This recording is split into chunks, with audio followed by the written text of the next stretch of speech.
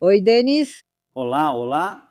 Bem, estou muito feliz em te ver. Faz muito tempo que não te víamos e é um prazer enorme que você tenha aparecido de novo. Em primeiro lugar, quero te dar os parabéns. Eu ouvi na sua transmissão que na sexta-feira o seu canal completou 4 anos. Sim, Sim, sim, bem, eu te parabenizo por essa data e quero dizer que em 4 anos, aquele número que eu vi dos seus inscritos, acho que era 325 mil ou já é mais, Denis? sim, 325? Então eu quero te perguntar, como foi possível fazer o canal crescer até esse número em 4 anos? Esse número é impressionante. Se me perguntarem por que que eu acho que o seu canal é tão grande, sendo que 4 anos não é tanto tempo assim, eu diria que provavelmente é porque as pessoas têm um certo nível de confiança em você. Se eu te perguntar, sei que é estranho falar de si mesma, mas por que acha que seu canal cresce tão rápido? Não, ele crescia muito rápido, mas agora está crescendo devagar. Literalmente só uns 2.000 por mês, porque o processo político ficou travado e eu tenho que reagir aos acontecimentos atuais. Isso não permite aumentar a base de inscritos tão ativamente quanto antes. Houve um crescimento muito forte nos primeiros 2 anos e meio. Isso dava cerca de 100 mil até mais de 100 mil inscritos por ano. Aham. Mas eu acho que você, bem, você tem um temperamento bem forte, me parece que você nunca se curva diante de ninguém. Sério, eu não ia te elogiar, mas você é assim mesmo, tipo eu. Quem quer ouve, quem não quer vai embora. Você é sempre assim ou é só impressão minha? Entende? É que eu vim para o YouTube com um objetivo específico, bem definido. Se eu precisasse vender, digamos, algum curso por aqui, se esse fosse meu instrumento de vendas, claro que eu não agiria assim, porque seria burrice afastar clientes. Mesmo que seja um idiota te pagando, deixa ele te pagar. Como eu estou envolvido, digamos assim, na organização de um movimento político, um movimento, não um partido, unindo pessoas ao meu redor, pessoas de bom senso, eu prego e espalho as ideias do libertarianismo. Não preciso convencer um comunista de que está errado, que o libertarianismo é melhor. Sou aberto. Se quiser, venha e escute. Talvez isso te faça mudar de ideia ou ao menos te dê um motivo para refletir. Há muitas pessoas assim. Nesses últimos 4 anos, eu me lembro de centenas de mensagens. Quando as pessoas escreviam, elas mesmas admitiam. No início, eu te xingava, não te entendia, parava e voltava a te seguir várias vezes. No fim, acabei voltando. Obrigado. Não vejo isso como se eu fosse o cara ou estivesse certo só porque você me elogiou. Entende? A vida e a situação acabam levando a isso. Ou seja, cada um agora. Para quem se interessa pelo que estou contando, para quem está no contexto, para quem a Ucrânia é importante, só precisa entender. Aqui está a verdade. Aqui está a verdade. Ou eu aceito isso, ou não aceito e continuo usando óculos cor-de-rosa, inventando, criando inimigos para mim mesmo e vivendo segundo o que a propaganda disse. Ou aceito essa dura verdade, nos unimos e tentamos mudar algo. É assim que as coisas estão. Agora você acabou de dizer uma coisa interessante. Você disse: "Minha missão e o motivo pelo qual fui para o YouTube é um movimento, não um partido". Qual é a diferença, Denis? Bem, partido ainda é uma organização formal, é uma organização jurídica. Movimento é algo que talvez até possa ser colocado no papel, mas não é obrigatório. É algo que não se pode tocar. Um partido político é uma pessoa jurídica e assim por diante. Claro, um movimento político pode se transformar em um partido político. Sim, É possível. não estou anunciando nada, só estamos discutindo isso em termos jurídicos. Sim, com certeza. Olha, hoje é o dia da memória das vítimas do Holocausto e, claro, é compreensível. Eu não sei se você já viu o vídeo em Israel, mas eu morei em Israel e quando a sirene toca às 10 da manhã, o país simplesmente para. Denis, os carros simplesmente param, é uma rodovia. As pessoas saem dos carros e ficam paradas, esperando a sirene terminar. E, bom, hoje é esse dia. E nesse dia, vou te contar, eu não sei se você sabe, mas na Ucrânia foi introduzida a responsabilidade criminal pelo antissemitismo. O presidente Volodymyr Zelensky sancionou lei que prevê responsabilidade criminal para atos de antissemitismo. O documento entra em vigor simbolicamente no mesmo dia em que Israel celebra o Dia da Memória das Vítimas do Holocausto. A Rada Suprema aprovou isso ainda em 2022, mas a assinatura final do chefe de Estado foi dada apenas agora, me diga. Depois informa quanto tempo cada um foi condenado. Uns pegam 5 anos, outros 3, outros 2, outros 10. Isso foi uma coincidência pelo fato de ter acontecido agora? Ou Vladimir Zelensky decidiu fazer isso hoje por algum motivo? Não sei se foi decisão do Vladimir Zelensky ou de um assessor, mas entendo que isso desperta, como despertaria em mim, observando de fora, emoções positivas. Na verdade, eu preciso te desapontar. Isso não vai mudar absolutamente nada. A Ucrânia já tinha leis contra o antissemitismo e agora aprovou outra que parece ótima. Ninguém será punido, Alexandra. Estou te dizendo isso. Existem alguns canalhas que, inclusive no YouTube, divulgam coisas absolutamente antissemitas. No campo político, eles também mencionaram a mim. Eles colocam todos mesmo, no mesmo saco, com as palavras mais duras. Eu fiz um vídeo, coloquei o uniforme da SS na capa deles, por assim dizer.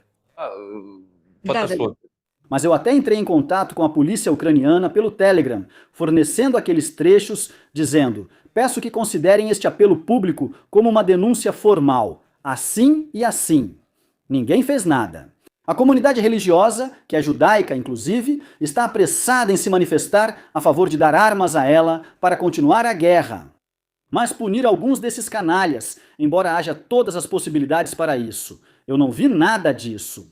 Talvez os líderes das comunidades judaicas religiosas pensem diferente. É só isso. Acho que não, pois quando conversei, creio que foi com o principal rabino da Ucrânia, Moshe Assman. Bem, ele justamente disse que essas leis, digamos assim, até existem, mas não funcionam muito bem na Ucrânia. Sim. Sim. Quando eu vi essa informação hoje, pensei, ou isso é uma coincidência, ou talvez não seja. E, claro, eu não posso deixar de começar a conversa com você sobre Orbán, sobre as eleições. E aqui está a primeira pergunta que te fizeram. Pergunte para Denis, a derrota de Orbán é uma chance para a Ucrânia ou apenas uma troca de fachada na Hungria? Eu sei que é quase um pecado perguntar isso. Isso não tem relação com a Ucrânia. O presidente e o povo ucraniano decidem o destino da Ucrânia.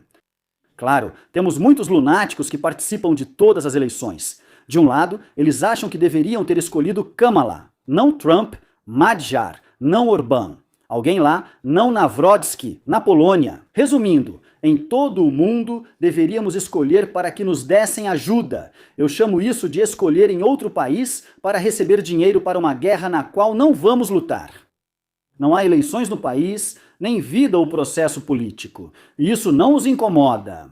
Por outro lado, outros lunáticos, mas esses já são uma grande parte dos meus apoiadores, também acham que o Trump deve vir para punir Zelensky e que a justiça deve prevalecer, que a Ucrânia deve voltar aos trilhos democráticos. Ou então, que o Magyar deve mostrar os dentes para Zelensky. Tudo isso, claro, é bom, e muitos acham que o que eu vou dizer agora não funciona e assim por diante. Eu penso assim: o povo ucraniano é quem recebe, e só o povo ucraniano é que realmente decide tudo. Não importa o que digam, que as eleições são compradas, que quem conta é quem vence, e todas essas interpretações em torno disso.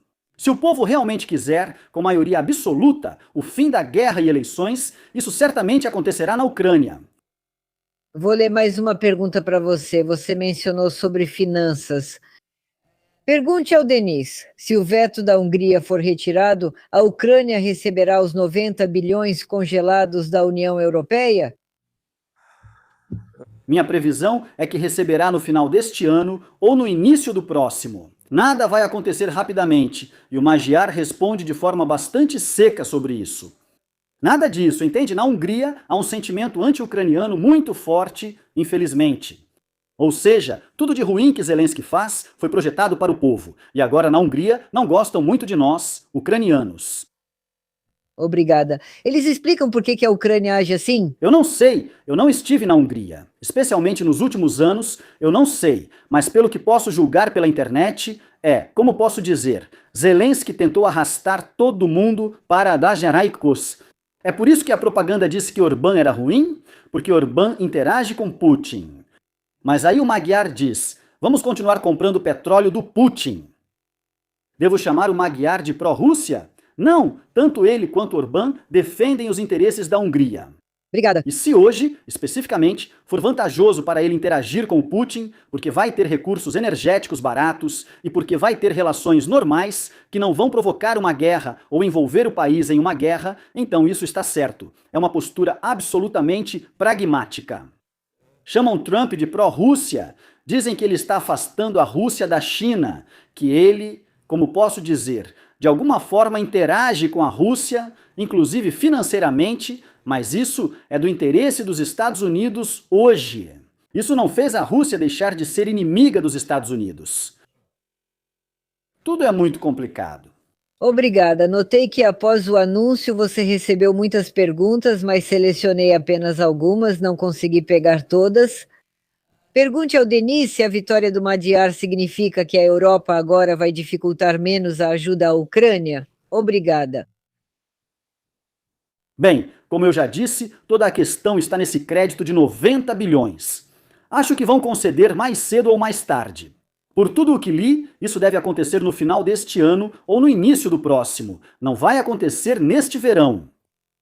Obrigada. E nem mesmo no outono vai acontecer. Sabe, essas perguntas são parecidas, mas são um pouco diferentes. É verdade que, depois da derrota de Orbán, a guerra pode se estender por causa do novo dinheiro europeu para Kiev? Eu não entendi muito bem a pergunta. Se você entendeu, explique. Não, também não sei. Em uma das suas lives, acho que foi uma das últimas que eu ouvi, você disse uma frase de que a sociedade ucraniana não é muito unida, assim como a diáspora ucraniana que vive no Canadá ou nos Estados Unidos. Eu não posso saber disso. Como é que você pode saber? Mas vou te dar agora um exemplo interessante. Temos um colega que trabalha na rádio chamado Bogdan Terekanovic. Recentemente nós fomos juntos a uma loja aqui em Vancouver. E eu estava passando e colocando as coisas no meu carrinho, vários produtos, e vi uns biscoitos embalados e tinha algo escrito em hebraico lá. Eu, no automático, Denis, coloquei isso no carrinho e seguimos em frente. Ele, Bogdan, me perguntou: isso é gostoso? Eu disse: ah, não sei. Ele perguntou: o que você comprou? Respondi: está em hebraico, então comprei. Ele parou, me olhou confuso, perguntei: o que foi? Ele: nada. Entramos no carro e depois disse: você me surpreendeu muito. Perguntei: por quê? Ele disse: só porque está em hebraico já basta para você comprar? Comprou sem saber o que é, pode até ser algo ruim. Eu disse: para mim isso não importa. Fiz no automático, Denis, sem pensar se iria comer ou dar para alguém. Está em hebraico, então tem que comprar. Ele começou a perguntar: por que vocês, judeus, são assim? Só apoiam uns aos outros? Respondi: por que não faz tantas perguntas para mim? Ele disse: bem, eu não vi isso na Ucrânia. Me diga, se isso realmente é assim, se for, então por quê? Bem, esse é um fenômeno muito desagradável para mim, porque até a Ucrânia se encontrar nessa situação de êxodo global, com mais de 10 milhões de pessoas tendo saído, nós meio que não conseguíamos entender e sentir isso plenamente. E eu, na verdade, não planejava emigrar, e enfim, por obra do destino, acabamos descobrindo tudo isso. A diáspora ucraniana, isso é reconhecido por todos. Os americanos dizem isso, os próprios ucranianos dizem isso. O mais importante é que os próprios ucranianos dizem isso, que é a diáspora mais, como posso dizer, hostil. Hostil no sentido de serem hostis entre si. Os antigos emigrantes têm essa atitude, especialmente nos Estados Unidos. Especialmente nos Estados Unidos, eles agem como se você... Ouvi isso também no Reino Unido, como se você tivesse chegado e fosse tirar o pedaço de bolo deles para ficar para você. Como se, sabe, não fosse suficiente para todo mundo. Agressividade, além de opiniões políticas muito fortes. Threads é uma rede social na qual me registrei recentemente para ganhar mais tráfego, mas isso acabou sendo uma descoberta assustadora para mim. Ou seja, só ficam lá sentadas. Ucranianas em Madrid, em Varsóvia, tem muitas. Lá, em algum lugar na França, ficam só elogiando Zelensky. Dizem como ele é maravilhoso. Amaldiçoaram Orbán por 3 dias e comemoraram a vitória do húngaro. Elas participam de tudo, mas não querem morar nesse incrível país chamado Ucrânia, do Zelensky. Isso é hipocrisia de verdade. Se apoia isso, vá morar na Ucrânia e aproveite o que Zelensky fez. quando 5 brutamontes levarem seu homem para a linha de frente e em 2 semanas vai chegar a notícia da morte dele, aí conversamos sobre o que os outros passam. Hoje minha mãe me contou que uma mulher conhecida dela, que tem umas lojinhas perto de onde ela mora. Pelo que entendi, o filho dela morreu, era um ano mais velho que eu, hoje é o enterro, entende? E ela me descreveu toda essa situação. Isso aí, não desejo isso a ninguém, mas quem passa por isso sente algo diferente. E você está em Varsóvia dizendo como tudo é maravilhoso. Depois, provavelmente, discutiremos isso mais adiante com você, essa ostentação do Zelensky com essas armas. Eles comemoram sentados, falando das invenções, então vá usá-las na linha de frente. E a relação entre eles, voltando só para os assuntos da diáspora, é simplesmente horrível. Ódio generalizado, divisão. Primeiro, em que língua você fala? Dizem que a diáspora ucraniana deve falar só ucraniano. Mas por quê? Na Ucrânia há 2 idiomas, e o russo é garantido pelo artigo 10 da Constituição da Ucrânia. Foi isso que a propaganda fez eles acreditarem. Isso é horrível. Não vejo isso em nenhuma outra diáspora ou grupo étnico. Aliás, falando sobre o idioma, sim, eu te contei, eu até já me deparei com isso, e nem foi em relação aos ucranianos, mas eu vejo como Vancouver, Canadá, a sociedade também está dividida. Aquelas pessoas que dizem que é preciso falar só ucraniano e assim por diante, e outras todas vindas do mesmo país. Isso significa que quando viviam lá, já eram tão diferentes assim, ou ficaram tão diferentes por causa da guerra, ou porque foram embora. Por causa da propaganda, Alexandra. Só por causa da propaganda. Essas pessoas não pensam por si mesmas, veem a vida e a política dos ucranianos como a propaganda as fez acreditar. A propaganda afirmou que, se um ucraniano fala russo, é um canalha. Esse é um pequeno russo qualquer. Se um ucraniano não gosta de Zelensky, certamente gosta de Putin. Se um ucraniano diz que são necessárias eleições, então ele é algum tipo de traidor. Tudo conforme o Ministério da Verdade, 1984. A vida é morte, a guerra é paz e assim por diante. Bom, normalmente hoje escrevem coisas ruins para você, hoje é para mim. Parece que hoje é a minha vez. Como eu pareço, como sou horrível, apoio as pessoas erradas. Trump tem muito mais oportunidades de lidar com Zelensky do que as pessoas que ficaram na Ucrânia. E aqueles que saíram da Ucrânia, para eles tanto faz, eles quase não pensam.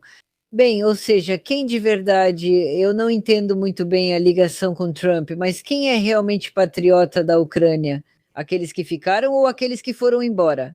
O patriotismo não se define assim, pois cada um partiu por motivos e épocas distintas. E mesmo que a pessoa tenha ido embora exclusivamente por causa da guerra, ela não precisa dedicar sua vida a ninguém. Por exemplo, a Zelensky, a guerra, a Putin ou a quem quer que seja. É um julgamento absolutamente tolo e primitivo, e eu nem acho que isso deva ser discutido. Denise, você é o nosso guia. Para onde você vai levar os cegos, os ignorantes e os desamparados? Denise, o que devemos fazer? Não, eu não sou o Messias e não vai ter pílula mágica. E já em 2022 eu avisei. Pessoal, isso é uma maratona. Todo mundo quer tudo muito fácil, muito rápido, mas infelizmente o mundo agora é um lugar difícil e não dá para conseguir nada rapidamente. Vai ser preciso lutar por muito tempo, já estamos lutando há bastante tempo, cada um do seu jeito, como pode, mas... Essa é uma situação muito complicada. E há forças muito grandes por trás da guerra. E aí você diz que o Trump tem muita influência sobre o Zelensky. Sim, o Trump tem muita influência sobre o Zelensky, mas por trás do Zelensky existem certas forças. Continuação. Agora você acabou de dizer, por trás do Zelensky existem certas forças. Denise, se eu posso perguntar, antes de tudo, quem são essas pessoas?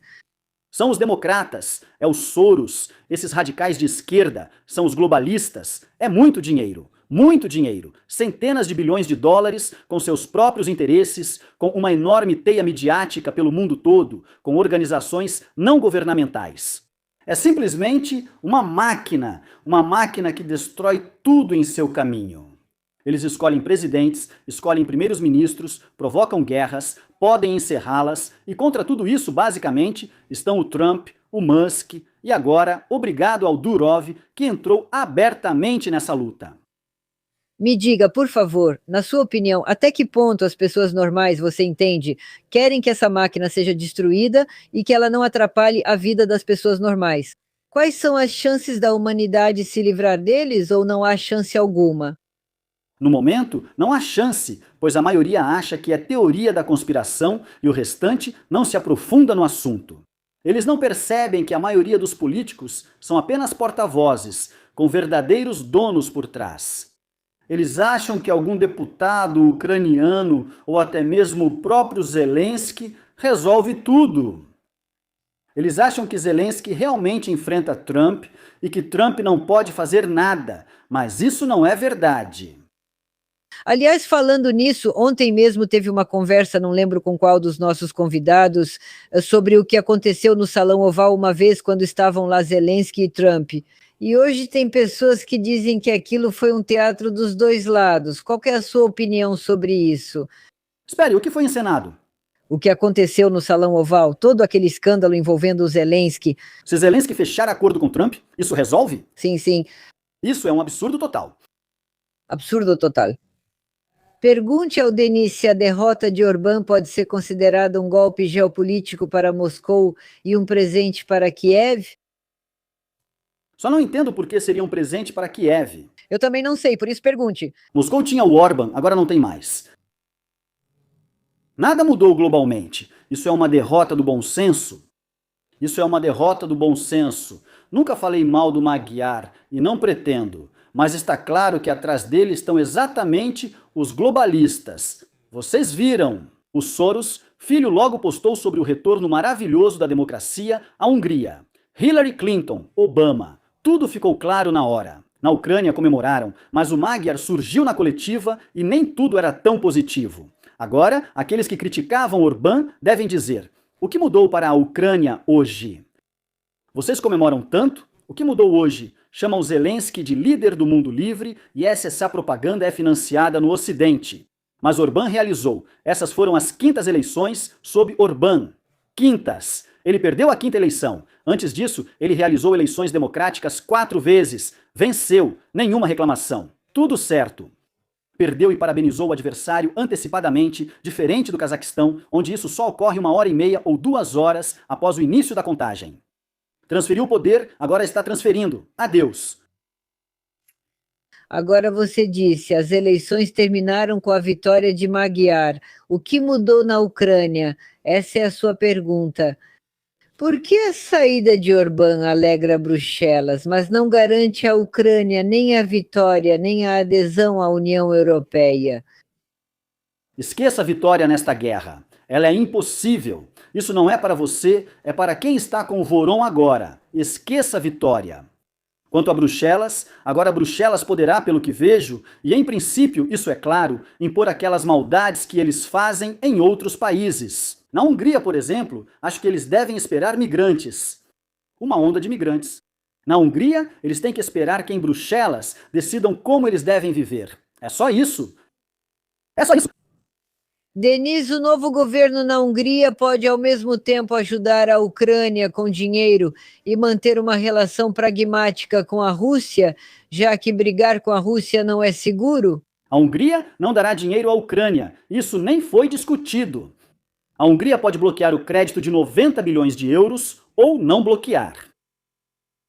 É só isso. Como a Hungria pode ajudar? Ela é uma potência econômica ou está nos dando crédito? Eu realmente lamento que as pessoas tenham sido levadas a acreditar nessas coisas quando pensam que em algum lugar existe alguém que vai ajudar, alguma coisa. O que vai ajudar? Talvez continuar a guerra no fim das contas? Mas para que continuar a guerra?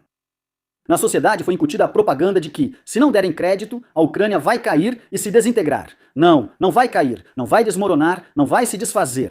E Zelensky vai viajar, assinar a paz, marcar eleições, vão eleger um novo presidente, o país vai se desenvolver e viver em paz. Continuação após a derrota de Orbán. Kiev, será que Kiev, isso é da Ucrânia? Estão te escrevendo realmente, pelo menos um pouco mais perto da Europa? Ou isso é só o nosso desejo? Ou é só a nossa euforia por enquanto?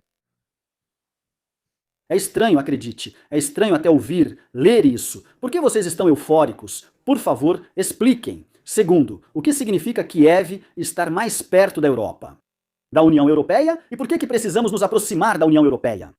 Não precisamos fazer parte da União Europeia, até porque não nos aceitam. Eles não nos aceitam lá, seja com ou sem a União Europeia, nem a OTAN. Não entendo nada, é uma loucura. Isso que você está lendo agora, Alexandra, são puramente os resultados do trabalho da propaganda. Eles imaginaram uma coisa dessas, veja a Hungria no mapa, confira quantos habitantes tem e como é o país. Talvez as pessoas não saibam e achem que a Hungria é como França ou Alemanha. Não, com certeza eles sabem que é um país pequeno, mas Denis, olha, você não estudou geografia na escola, mas isso já é meio surreal, né? Pergunte para Denis, por que a Ucrânia está consertando a Druzhba e continua o trânsito do petróleo russo durante a guerra? Porque na Ucrânia existem obrigações, existem compromissos, mas nesse contexto podemos discutir outra coisa. Tenho certeza de que Zelensky, com apoio de Ursula von der Leyen, interferiu nas eleições na Hungria. Ele simplesmente bloqueou o funcionamento do oleoduto Druzhba sob o pretexto de que foi bombardeado e que não é possível consertá-lo. E ele dizia, a BBC publicou, ele dizia, aqui estão matando pessoas, como pode haver petróleo? Hoje ele afirma, até o fim de abril o oleoduto será consertado e voltará a funcionar normalmente. Agora não matam mais pessoas e é possível fazer o trânsito russo para a Hungria. Isso tudo é um jogo, muito dinheiro e a guerra é um negócio. Quero dizer a todos, especialmente aqueles que ainda estão nas nuvens, inclusive a diáspora, para quem não entende, a guerra hoje é puro negócio e nada mais. Aliás, por que o Zelensky mantém o trânsito de petróleo se esse dinheiro vai para a Rússia? Obrigada.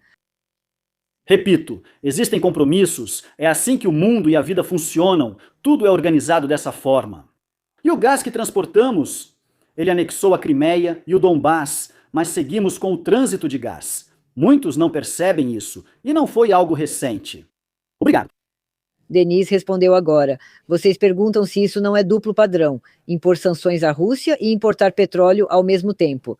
Denis acabou de falar sobre isso, caso não tenha ouvido. Obrigada. Isso não é apenas um duplo padrão, é uma história absolutamente cínica, uma história cínica, mas acho que ainda vamos discutir isso mais adiante.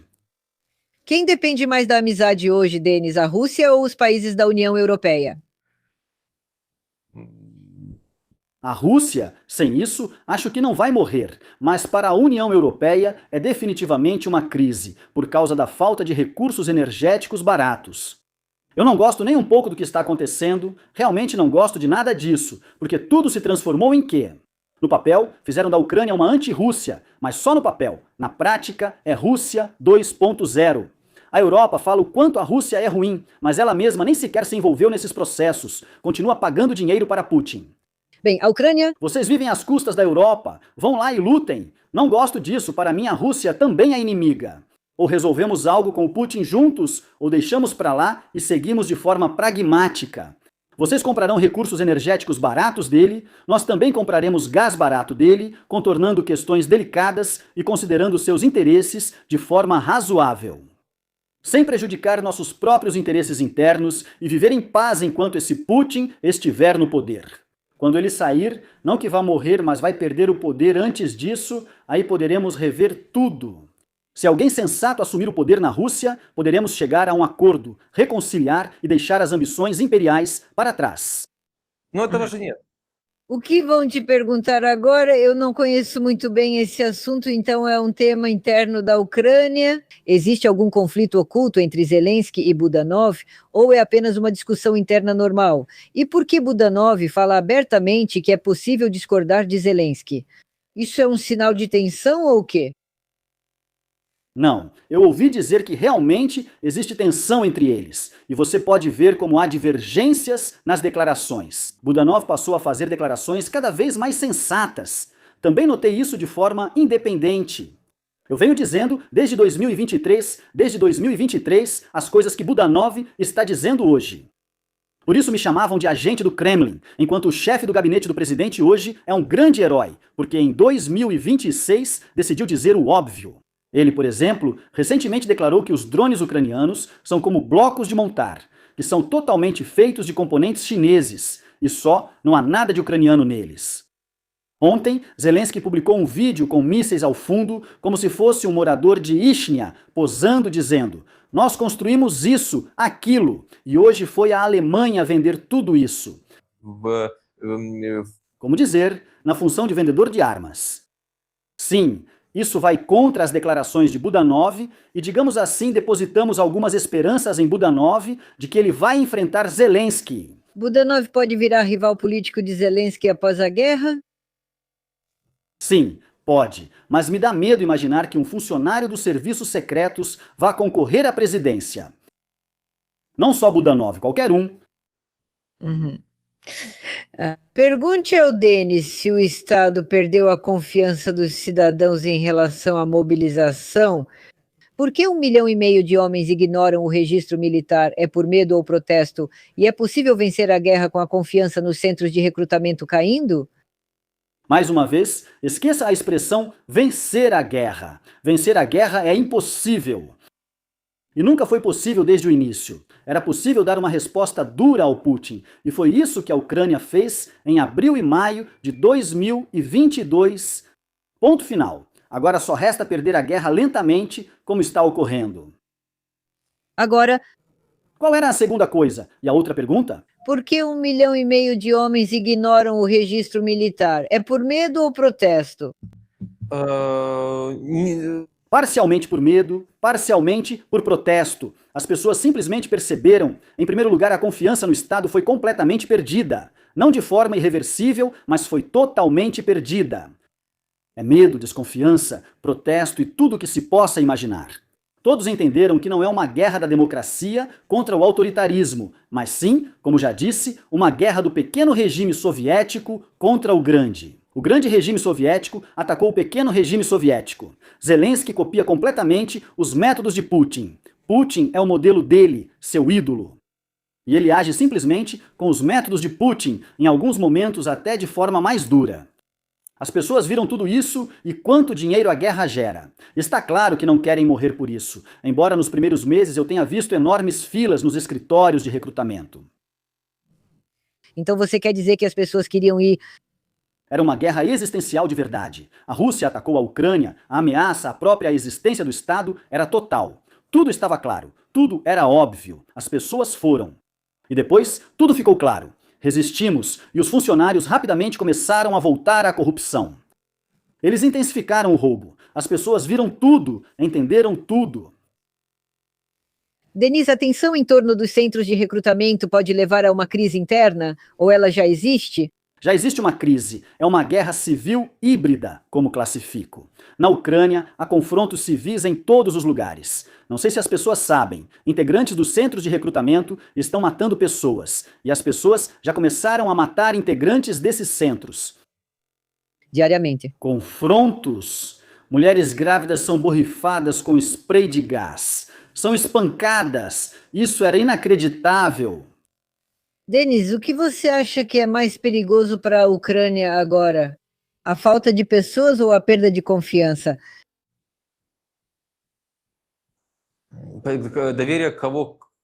Eu entendo que se fala sobre a perda de confiança tanto na liderança do país quanto em geral no que está acontecendo no país, porque as pessoas estão fugindo da Ucrânia, como está escrito aqui, porque não acreditam mais que seja possível mudar algo para melhor.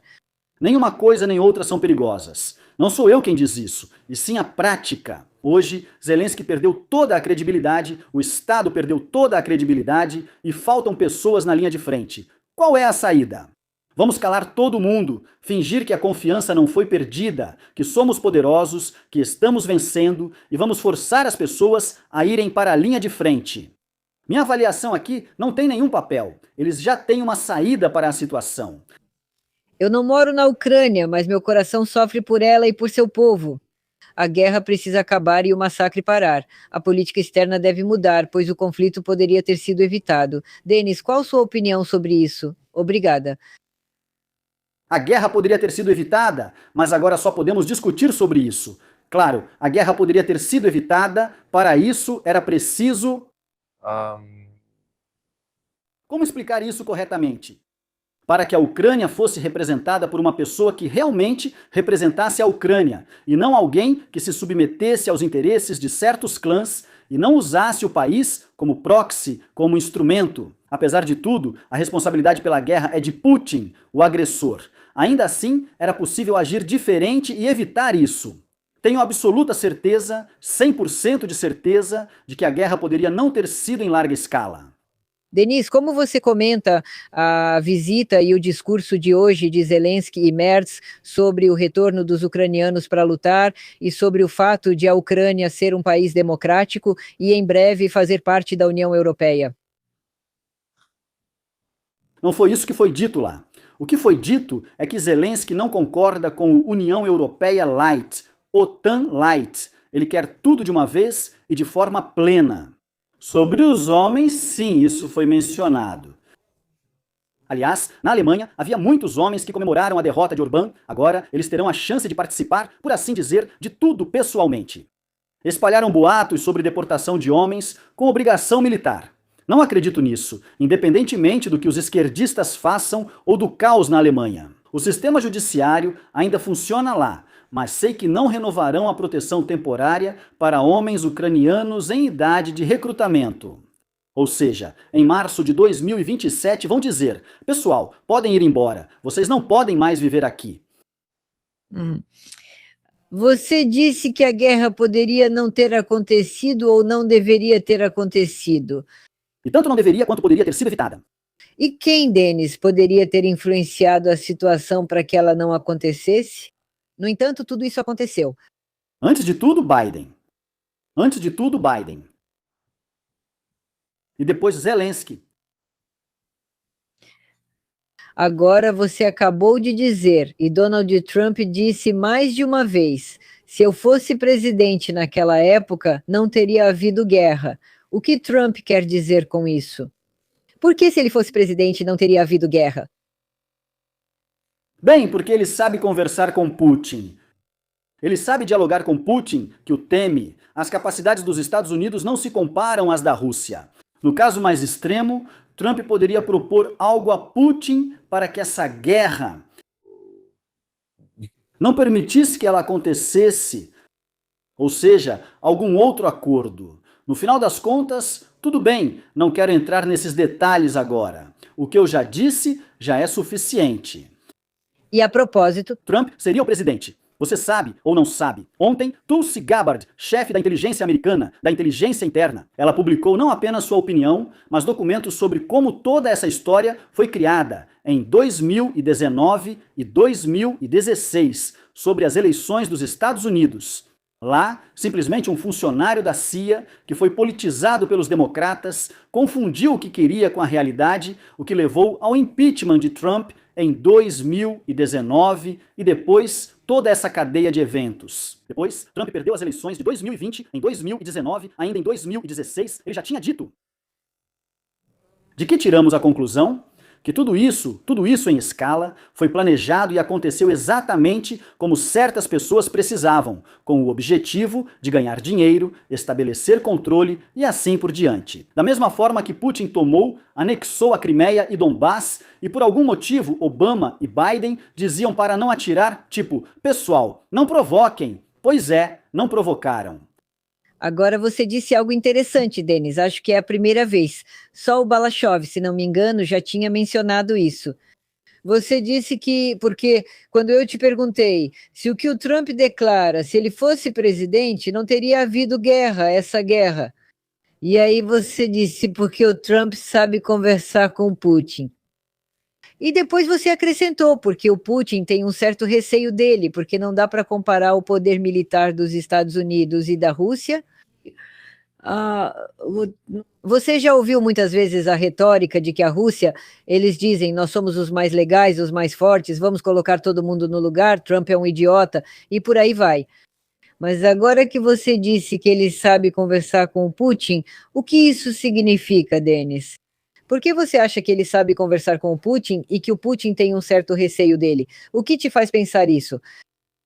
Primeiro, Trump tomou ações concretas. aprovou a resolução sobre a Crimeia e forneceu armas à Ucrânia, como RPGs, que ajudaram o país a se defender no início da guerra. Portanto, isso foi na prática. Em segundo lugar, em que situação a Rússia fez alguma coisa contra os Estados Unidos? Em nenhum lugar e nunca. Os Estados Unidos sempre dominaram. O tamanho da economia é incomparável. A Rússia, claro, tem mais ousadia. Como posso dizer, uma tendência a cruzar a linha vermelha. Claro, ninguém nega mais isso só porque eles têm armas nucleares. Eles agem assim historicamente. Mas quando falamos de algo sério, Maduro foi sequestrado e a Rússia não fez nada. Trump atacou o Irã junto com Israel e a Rússia não fez nada. Então a Rússia poderia tentar fazer alguma coisa, mas ninguém vai entrar em conflito aberto. Nem mesmo a China entra em conflito aberto. Todos têm juízo, só Zelensky entraria em um conflito aberto. Em vez de evitar essa situação...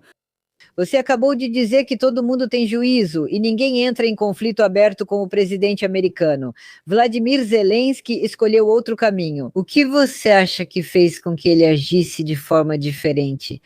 Hoje está claro que essa não foi a decisão mais inteligente para a Ucrânia, para a sociedade ucraniana, mas mesmo assim, por algum motivo, ele seguiu esse caminho, Denis. Sim, pensei bastante e minha resposta é uma só: complexos pessoais. Isso provavelmente vem de algum lugar. Não sou psicólogo nem psiquiatra, já adianto, mas deve vir desde a juventude. Depois, ele dançou para eles na sauna, se apresentou em festas corporativas e agora pode conversar de igual para igual. E esse desejo de se vingar, de mostrar que ele é um cara durão, que não é pior do que você, de, digamos assim, medir quem é mais homem, isso despertou nele. Tudo isso, é claro, foi determinado pelos serviços secretos, pelas organizações, por aqueles para quem isso era vantajoso. Eles analisaram esse perfil psicológico e entenderam: esse cara pode ser manipulado ao máximo, pode se prometer muita coisa para ele e ele vai fazer.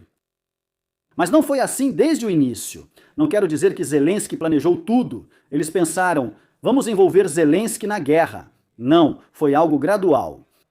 Na verdade, eles fizeram exatamente o que acabei de dizer, mas só depois do início da guerra. Quando a Ucrânia resistiu, eles perceberam: pronto, agora, graças ao Zelensky, podemos fazer qualquer coisa. E quando eu disse, quero dar um passo atrás, é importante lembrar que todos eles têm juízo e não querem guerra. Nenhum presidente ou líder de país, seja ele do meu agrado ou não, seja ele considerado tolo ou inteligente, quer guerra em seu próprio território. Se você tem poder militar e a situação exige, como os Estados Unidos fizeram, eles bombardeiam o Irã, mas o Irã não pode bombardear os Estados Unidos e não pode fazer nada no território dos Estados Unidos. Todos evitam. A China pode e tem poder para responder aos Estados Unidos no mar, de outras maneiras também, mas eles não fazem isso. Eles farão sabotagens, atuarão com serviços secretos, inteligência e proxies, inclusive usando a Rússia na Ucrânia, mas a própria China não fará isso. Nem é porque eles têm medo, no sentido literal da palavra. Simplesmente não é inteligente. É isso, o que Zelensky fez não foi inteligente. Quando a CIA avisa sobre uma guerra em 6 meses, você ri e diz: vocês, do outro lado do oceano, não entendem nada. Esse vídeo circula por aí. Não fui eu que criei, pode acreditar. A sua inteligência, claro, é boa, mas aqui nós sabemos melhor sobre o nosso próprio país. E depois a guerra chega ao seu território, então me desculpe. Você é quem deveria estar preso por isso. Quando você diz que aqui sabemos tudo melhor, mas depois Mariupol virou um cemitério de pessoas vivas e, segundo várias estimativas, de 80 a 100 mil civis estão enterrados lá, então o que é isso? Não vou comentar o que militares ou pessoas próximas à inteligência dizem sobre sabotagem ou entrega de territórios. Há uma guerra pelo território entregue por traidores no começo do conflito. Não foi a Ucrânia que você recuperou militarmente, mas sim o que os traidores cederam. Nada, nem um único interrogatório. Eles simplesmente nomearam alguns culpados por lá. Ex-agentes do SBU estão sendo julgados sem fim. E onde está o chefe do serviço secreto na época, Bakanov, do SBU? Onde está tudo isso? Veja, Alexandra, uma hora tudo isso vai vir à tona. Não totalmente, mas como já disse, uma parte significativa, cerca de 20 a 30%, As pessoas vão se surpreender. Já avisei, o caso Mandich Gates parece inacreditável. Espere para ver. Na campanha eleitoral surgirão tantas coisas que o caso Mandich Gates parecerá pequeno. E vocês vão ver, vai ser assim mesmo. Você costuma, Denise, apoiar e falar positivamente sobre Israel nas suas transmissões.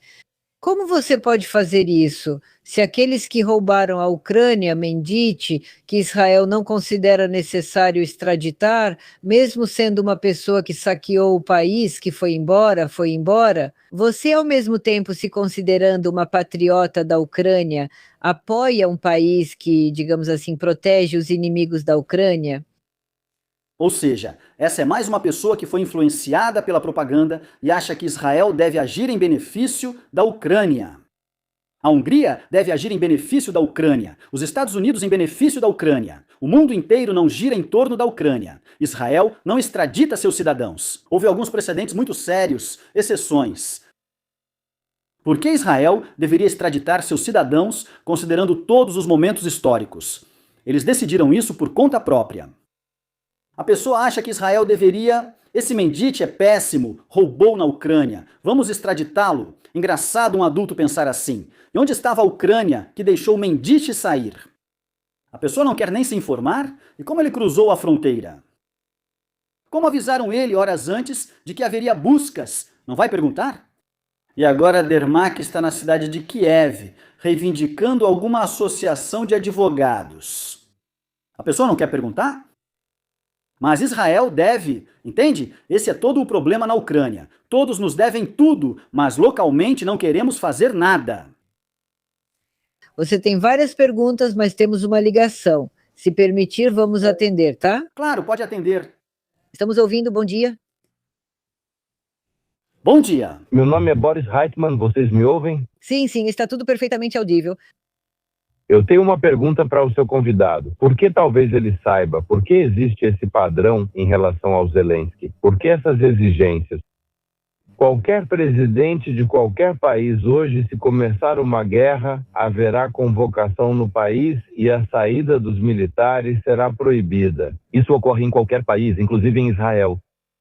E se lembrarmos do clima que havia na Ucrânia quando a guerra começou, e mesmo antes da guerra já havia sentimentos nacionalistas claros, havia sentimentos de que só o idioma ucraniano deveria ser usado. E Zelensky apenas reflete os desejos do seu povo, ou seja, do povo da Ucrânia. Ele não fez nada que a população não quisesse. Outra questão é que ele deveria se opor à população e dizer, isso está errado. Mas ele não fez isso, mas nenhum presidente de nenhum país faz isso. Por que vocês, críticos de Zelensky, têm uma atitude tão negativa, especificamente em relação a Zelensky? É porque ele é judeu?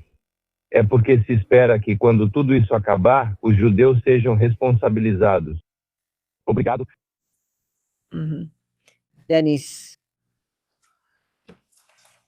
Agora querem me acusar de antissemitismo, mesmo tendo sangue judeu também. Boris, você é original, mas não disse em que país mora. No Canadá. Canadá? Quando alguém usa a expressão russa na Ucrânia, fica claro que não mora na Ucrânia. Vou te explicar. Você tem duas perguntas sobre nacionalismo e depois sobre os padrões do Zelensky. Então, você concluiu que na Ucrânia, Zelensky representa o desejo do povo. Como você sabe disso? De onde você sabe o que o povo da Ucrânia quer? Você pessoalmente fez uma pesquisa? Ouviu algum dado significativo? Pesquisas? Confirmações? O fato de haver nacionalistas na Ucrânia, como você os chama, isso é tudo fake. Isso tudo é organizado. Organizações financiadas externamente ou por parceiros na Ucrânia que colaboram com entidades estrangeiras. E eles colaram essa ideia de que existe nacionalismo na Ucrânia. O próprio Putin financiou partidos nacionalistas na Ucrânia, para criar essa imagem, para que houvesse um conflito. E ele aconteceu. Você não está por dentro do assunto. Sobre as fronteiras fechadas. Israel não fechou as fronteiras. Nem mesmo o Irã fechou as fronteiras. O Azerbaijão e a Armênia não fecharam as fronteiras. Nenhum exército fez isso. Ativistas. Só Zelensky fechou as fronteiras. Hoje, os funcionários de Zelensky admitem que fechamos essas fronteiras porque não achávamos que a guerra duraria 5 anos. Achávamos que ela acabaria em uma semana. Entende? Isso também deve ser considerado. É uma violação dos direitos constitucionais. Veja um vídeo sobre como ocorre a mobilização na Ucrânia e os métodos usados. E por que contra Zelensky? E por que eu acabei na exílio político? Não quer saber? Uhum. O que Denis Eliseievich faria se fosse presidente da Ucrânia? Como você poderia parar a guerra se pudesse? Mas para que esse se fosse? Sim, eu também acho isso. Denis, você já diz há um ano que a situação para a Ucrânia só vai piorar. Ultimamente tem sido o oposto. Sei que isso não vale uma vida, mas você admite que errou nisso? Não entendo onde errei. Na verdade, não faz um ano que eu digo isso. Eu falo isso desde 2022. A situação vai ficar cada vez pior. Essa pessoa nem mora na Ucrânia. Ele ouviu a CNN, viu hoje a coletiva de imprensa do Zelensky, mostraram 3 mísseis assustadores, 2 drones, e ele acha que está tudo bem. Mas eu olho os mapas. Ontem a Rússia fez avanços importantes em Tomsk. E as vítimas? O clima social? Você percebe? Pergunto novamente, viu a mobilização? E as mães, viu, com filhos morrendo? Você não está informado. Cadastre-se no antigo Twitter para ver sobre a Ucrânia ou inscreva-se no meu canal no YouTube. Lá você acompanha, mas o YouTube censura parte do conteúdo. Por isso, também publico no Telegram e no X, além de outras pessoas que fazem esse trabalho. Por que você não fala a verdade? O que você quer dizer com isso? Os Estados Unidos começaram todas as guerras. Parece que todo mundo esqueceu quem financiou o Maidan, depois do qual começou a guerra civil. E você, Denis, sabe que eu estou certa. Aqui está o seu comentário. Como sempre, ficamos andando em círculos, voltando ao Maidan. Tudo isso foi feito pelas ONGs de Soros. Naquele período, o grupo de Soros comandava. Inclusive essa tal de Nuland. Eu já falei sobre tudo isso, mas por que vamos voltar a esse assunto pela 55ª vez? Então isso agora permite que Putin ataque a Ucrânia militarmente. Na sua opinião, bom, primeiro, aqui escreveram que você é agente do Trump. Isso é algo novo, eu ainda não tinha ouvido isso. Diziam que o Maidan era a ruína da Ucrânia. Você concorda com essa observação? Eu mesmo participei do Maidan, e ninguém me pagou, assim como 99% das pessoas. Apenas 1% estava ligado a essas organizações não governamentais dos Soros. Investiram muito dinheiro e usaram tecnologias. Mas estava lá por outro motivo. Eles colocaram no palco representantes de seus interesses, o que acabou levando a uma guerra em grande escala. Tudo isso estava errado. Zelensky, essa é uma pergunta para você. Naquela época, quando muitos consideram Zelensky um herói, porque ele não foi embora quando tudo estava apenas começando. Na sua opinião, ele deveria ter ido embora naquela época, ou ele fez a coisa certa ficando? Eu não entendo por que Denis não está no ar. Esse é o tema dele, meu xará. Por que Zelensky não foi embora? Discutiríamos isso agora com prazer. Podemos trazer o Denis de volta e ele vai nos contar por que Zelensky não foi embora. Só agora percebi que estamos conversando só nós dois. Sim, mas o Denis vai se juntar a nós um pouco mais tarde hoje. Mas por que os Estados Unidos não cumprem as garantias dadas por Clinton em 1994-1995? Denis Eliseievich nunca vai responder a essa pergunta. Eu vou responder a essa pergunta. Entre em qualquer inteligência artificial. No Google, essa pessoa está se referindo ao Memorando de Budapeste. Procure por ele. Leia com atenção. Você pode pedir para a inteligência artificial interpretá-lo para você como um advogado. Volte ao ar. Vamos continuar discutindo. Mas quero lhe dizer outra coisa, Alexandre. Estamos conversando em abril de 2026. Discutir o Maidan e o Memorando de Budapeste não me interessa nem um pouco. Isso tudo é passado distante e não me interessa. O que me interessa é o hoje e o amanhã. Pois é. Bem, e provavelmente esse hoje e amanhã, Denis, querido, não existem sem o que aconteceu antes. Eu não sei, obrigada. Sim. Nós devemos aprender as lições, os erros, mas ficar repetindo isso no ar infinitamente não vai levar a nada. Bem, quando você falou sobre Denis Manzer, que Denis disse, e não foi uma vez só que Zelensky não foi embora, e não é só o Denis que fala isso. E o Denis vai voltar com a gente e ele vai dizer lá o que ele pensa sobre isso. Porque no começo da guerra, quando tudo só estava começando, muita gente, incluindo o Denis Manzer, eu e muitos outros, todos por assim dizer, no início da guerra apoiavam a Ucrânia. Bem, vou te dizer com toda a força, eu conheço em Israel uma quantidade enorme de pessoas que diziam: Ucrânia, só Ucrânia. Hoje, muitas pessoas, não muitas, mas existem pessoas que falam diferente. A pergunta era para você: como você se sente em relação ao que a latinina diz hoje? Poderia não te perguntar, mas eu tenho isso aqui. Não, pode perguntar. Perguntas? Só apoiar o Zelensky. Você mencionou sobre o Zelensky. Apoiar o Zelensky e apoiar a Ucrânia. Obrigado a todos que apoiaram e apoiam a Ucrânia. Mas não é necessário apoiar o Zelensky. E o fato de que ele não foi embora, isso não significa nada. Eu e milhões de homens não fomos embora. Muitos seguiram para a linha de frente. Transformá-lo em herói protegido em um bunker traz à tona essas sutilezas. Eu não fiquei em bunker em 24 de fevereiro, mas ele ficou protegido por forças especiais. Não precisamos dessas conversas. A Ucrânia não teria caído sem Zelensky, seria melhor se ele tivesse fugido. Hoje afirmo isso com responsabilidade. Aqui vai a pergunta: por que você pensa assim hoje? Porque esse homem usou a guerra para interesses pessoais e construiu uma ditadura na Ucrânia. Porque por que ele fez isso? Ele já tinha essas tendências antes, mas agora a situação lhe deu liberdade para agir, pois não consegue governar a Ucrânia de outra forma. Obrigada. Um segundo, eu vou te perguntar, pergunte para Denis. Não, eu tenho isso, sou cidadã de Israel, não sei o que isso tem a ver com Denis Elizevich. Denis, você tem passaporte israelense? Não. Esse já é nosso 5º ou 6º programa sobre passaporte israelense. Tenho passaporte ucraniano. Vejo que sem mim deve estar meio entediante. Aliás, nós temos uma televisão. Denis, mais uma vez, seja bem-vindo. Olá, olá. Sim, temos uma ligação telefônica, então vamos provavelmente começar por ela. Não já? Sim, vamos continuar por ela então. Bom dia, Ufilim. Olá, qual é o seu nome? Bom dia, e aqui é Boris Hitman, novamente, Denis. Obrigado pela sua resposta. Tenho algumas dúvidas para esclarecer. Eu estou do lado da Ucrânia nesta guerra, acredito que ela tem todo o direito de se defender plenamente. Eu só quero esclarecer alguns pontos relacionados ao que contei. Você diz que eu devo falar em Ucrânia e não na Ucrânia, e que o fato de eu falar assim mostra claramente que eu não moro lá. É exatamente isso que é uma das minhas provas de que na Ucrânia existe um elemento de nacionalismo. Vocês intimidaram toda a população com o coletivismo, dizendo que todos devem mudar completamente seu vocabulário. Você entende que isso não é normal?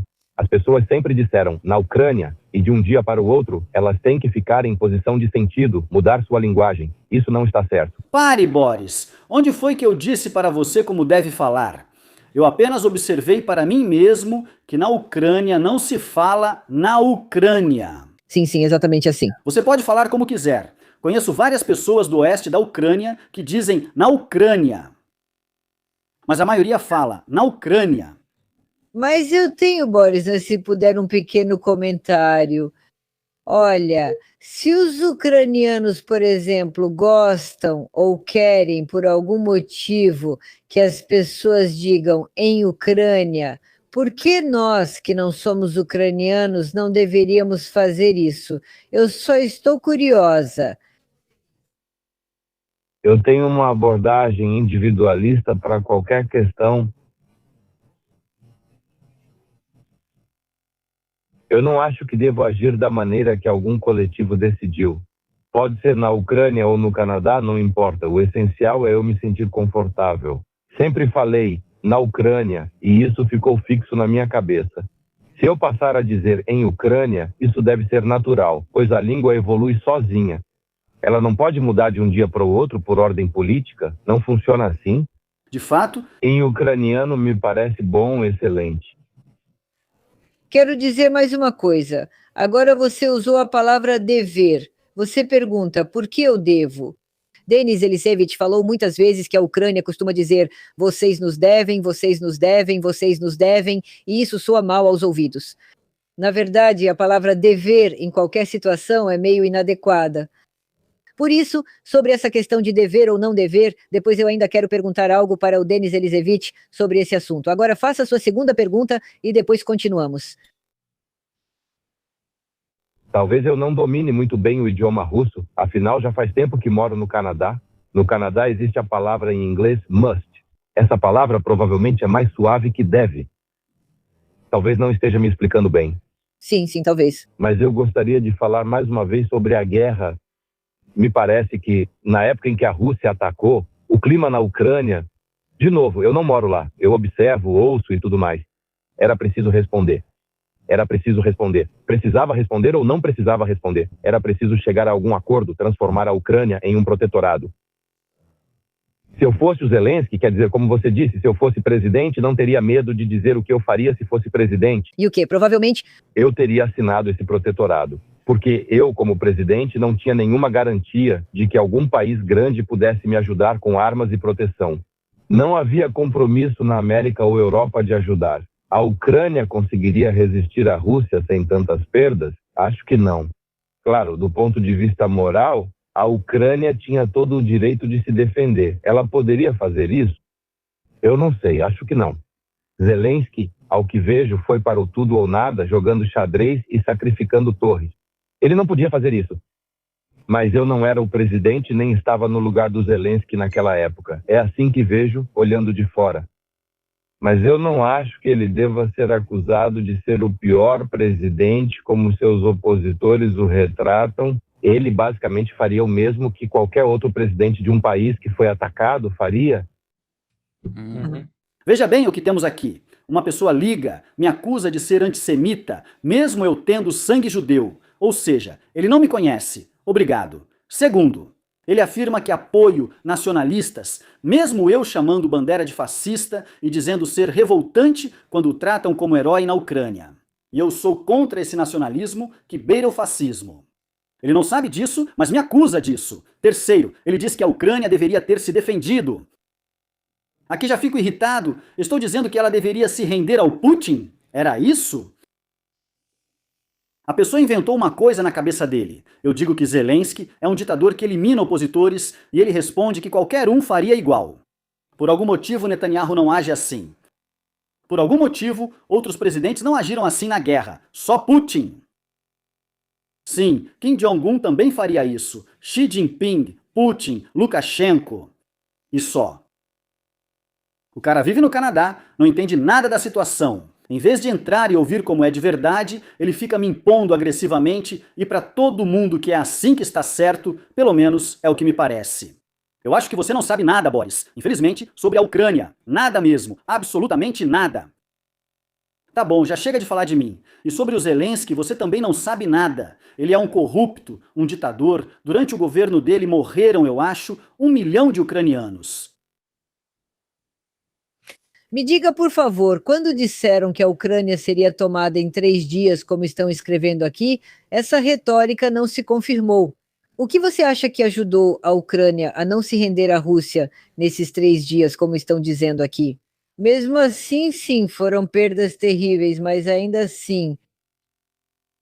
Perdas terríveis até hoje. Para mim, toda a vida é importante, mas nos primeiros 3 meses, tirando as questões civis que aconteceram, claro, em Mariupol, estou falando das perdas militares. Elas foram enormes, mas não é o que está acontecendo hoje. E isso é exclusivamente mérito do povo da Ucrânia. No exército, primeiro na linha de frente, depois na retaguarda. Na guerra, quem resistiu foi o povo da Ucrânia, não Zelensky. O povo da Ucrânia, o exército. Não precisa transformar Zelensky em Napoleão. Israel proíbe a saída de quem está sujeito ao serviço militar durante a guerra. Eu não sei disso, mas provavelmente vão explicar. Por que a Ucrânia? Reservistas. Reservistas! Israel proíbe a saída dos reservistas e a Ucrânia fechou a fronteira. E vocês sabem como isso acontece na Ucrânia? Chama-se VLK, a Comissão Médica. O que é isso? Pessoas com tuberculose são enviadas para a linha de frente. Com tuberculose, com doenças mentais. Não estou brincando. Teve um caso em que mandaram mais de um rapaz fisicamente deficiente para a linha de frente. Sem um braço, por exemplo, sem dedos. Quase com paralisia cerebral. Não estou inventando nada disso. Tudo isso está até na internet. Essas pessoas se manifestam e seus parentes também. Entende? É aí que está a diferença. É preciso ouvir uma coisa, outra, uma terceira, estudar tudo e tirar uma conclusão. Sabe, Denise, você disse, tanto no programa de hoje quanto no anterior, uma frase muito boa. Para ser sincero, agora provavelmente não vou conseguir lembrar exatamente como era. Acho que foi algo como um grande sovoque atacou um pequeno. Sim. Sim, Denis disse isso. É realmente clássico. Quão correto e claro, pois é isso que você diz agora. Sobre o fato de que, por exemplo, mandam pessoas assim para a guerra nesse estado. Exatamente a mesma coisa acontece na Rússia. E nós também vemos isso. Pessoas de muletas. Eles mal se recuperaram, estão de muletas indo para a linha de frente pelos próprios meios. Ou seja, vão para lá andando. Ou seja, veja só, tudo é igual. E aqui provavelmente realmente é difícil discordar de você, que talvez seja bem possível. Pode ser que o presidente da Ucrânia em algum lugar copie Putin, porque a guerra realmente começou com o fato de que Zelensky não foi embora e ele ficou. Isso não podia deixar de causar respeito. Pessoalmente, não pude deixar de respeitar o fato de que ele estava sempre indo a algum lugar, sempre pedindo alguma coisa. Todos riam dele. Eu só pensava como isso devia ser para o próprio Zelensky. Não é muito agradável para eles. Lá, pessoal, deem isso, deem aquilo para nós, deem aquilo ali para nós. Bem, de certa forma, bem, isso, mais uma vez digo, é a minha opinião pessoal. Mas ele, de alguma forma, superava isso e continuava fazendo, apesar da confusão ao redor. Mas o caso me desgaita, claro, mudou muita coisa dentro de mim, porque realmente a atitude mudou. Porque realmente admitir que o presidente da Ucrânia não poderia não saber disso significa que ou ele é um presidente ruim ou ele sabia disso. Não há uma terceira opção. Então, de um jeito ou de outro, na verdade... Mas, Denis, na verdade eu queria te perguntar sobre outra coisa. Então, novamente, não vamos voltar às eleições na Hungria. E nas próximas eleições na Bulgária, aliás, que também vão acontecer, muitos observam que hoje, de modo geral, o mundo político está fazendo o chamado guinada à direita. Você concorda com isso ou não? São os candidatos de direita ou os chamados populistas de direita que estão vencendo, certo? Aliás, eles incluem o atual primeiro-ministro da Hungria e também aquele que provavelmente vencerá hoje na Bulgária. Você faz algum tipo de análise sobre isso? O que realmente acontece hoje é que, digamos, as visões liberais já ficaram para trás e agora outras ideias estão voltando ao primeiro plano. As ideias de direita estão ganhando força e nós já estamos vendo isso hoje em dia. Olha, vou te dizer o seguinte, Orbán perdeu. Foi uma derrota da direita, não na guerra, mas em uma batalha específica. Populistas de direita, esse termo foi inventado por canalhas, porque populistas são os de esquerda, que falam uma coisa e depois isso sempre leva ao fracasso. Terceiro, o liberal clássico é excelente. Hoje, por algum motivo, passaram a chamar esquerdistas de liberais. Isso me incomoda, pois o verdadeiro liberalismo é excelente e não tenho reclamações dos verdadeiros liberais. Mas isso é esquerdalha, esquerdalha. Sim, globalmente a direita agora começa a recuperar suas reivindicações, suas posições, mas para realmente julgar isso é preciso esperar as eleições na França. França e Alemanha são os principais países da União Europeia. Muitas mudanças podem vir deles. Eu queria justamente perguntar para você, talvez um pouco mais tarde, o que você está dizendo agora é justamente a diferença entre os esquerdistas e os liberais, mas temos uma ligação telefônica, então vamos tentar mais uma vez. Na minha opinião, não. Bom dia, o filhinho. Olá, como você se chama? Olá. Esquerdalha. Bom dia. Victor. Bom dia, Victor, por favor. Bem, de verdade. Para que possamos ouvir você com muita atenção. Seu rádio está ligado, então você já está com um atraso para nós. Nós estamos ouvindo você. Bem, eu queria fazer uma pergunta para o Denis. Vamos lá. Vamos ouvir, vamos ouvir. Você não está me ouvindo? Você está ouvindo sim, você está ouvindo o rádio que está tocando de fundo aí. Desligue o rádio, Victor. Devido ao grande atraso aqui, ouvimos você atentamente. Sim. Sim? Entendi. Por favor. Vamos lá. Tenho uma pergunta para o Denis. Então ele não acha, porque pessoalmente eu acho que Zelensky é apenas um fantoche. E com sua estupidez, burrice, ele sempre gostou de palhaçada, faz de tudo para prolongar essa guerra. Cada dia de guerra gera lucros milionários para quem está por trás disso. Eles o usam como bode expiatório e culpam tudo nele. Mas eles precisam que a guerra continue, continue e continue. E ele simplesmente, como se diz, está enrolando, ele mesmo não entende absolutamente nada. Além disso, tanto faz se ele cheira ou não. Ele sempre foi um idiota completo a vida toda. Só isso. Essa é a minha opinião. Qual é a sua opinião? Bom, obrigado. Quero dizer logo de cara. Então eu sou totalmente contra os métodos que Zelensky usa. Eu não vou chamá-lo de drogado. Eu não brinco desses jogos. Sobre todo o resto, ele não é um fantoche puro, mas ele realmente está sob certas estruturas sobre as quais falei hoje. Mas ele prolonga a guerra por 2 motivos. Primeiro, para enriquecimento. Segundo, o fim da guerra significaria perda de poder e possível prisão ou perseguição internacional. Ele entende isso perfeitamente. Ele entende muito bem quantos inimigos ele tem. Agora não estou falando do Putin, nem da FSB e da caçada a ele pelo mundo todo. Não é sobre isso que estou falando. Refiro-me às pessoas que ele tratou muito mal na Ucrânia. Principalmente na Ucrânia, mas estão pelo mundo todo. São milhares. Também há questões jurídicas. Ele enfrentará milhares de processos e denúncias. Ele sabe disso e não pode mais abrir mão do poder. Aliás, Denis, você comentou como ele conseguiu se superar lá. Isso é difícil para ele. Nada mal ele ficar 7 anos no poder. Mesmo que a Constituição preveja 5 anos, se estivesse ruim, já teria renunciado ou feito eleições. Sim, é possível. Novamente falo das minhas impressões daquela época. Me parecia que, no geral, tudo isso era difícil para ele, claro. Mais uma vez digo, é bem possível que eu estivesse enganado, especialmente depois do caso Mindit. Boris está em contato conosco novamente. Então vamos ouvir. Bom dia, Felipe. Olá, como você se chama? Bom dia, mais uma vez. Denis, sou eu de novo, Boris Reitman. Denis. Saúdo todos os ouvintes da Rádio Vera. Queria responder a alguns comentários que vocês fizeram a meu respeito. Eu moro no Canadá e não acho que eu deva ter o mesmo conhecimento sobre a situação que uma pessoa que vive na Ucrânia tem, por uma razão simples. Agora você está no ar na rádio de Vancouver. E as pessoas que ligam para você são pessoas que vivem no Canadá. Elas talvez possam não conhecer a situação.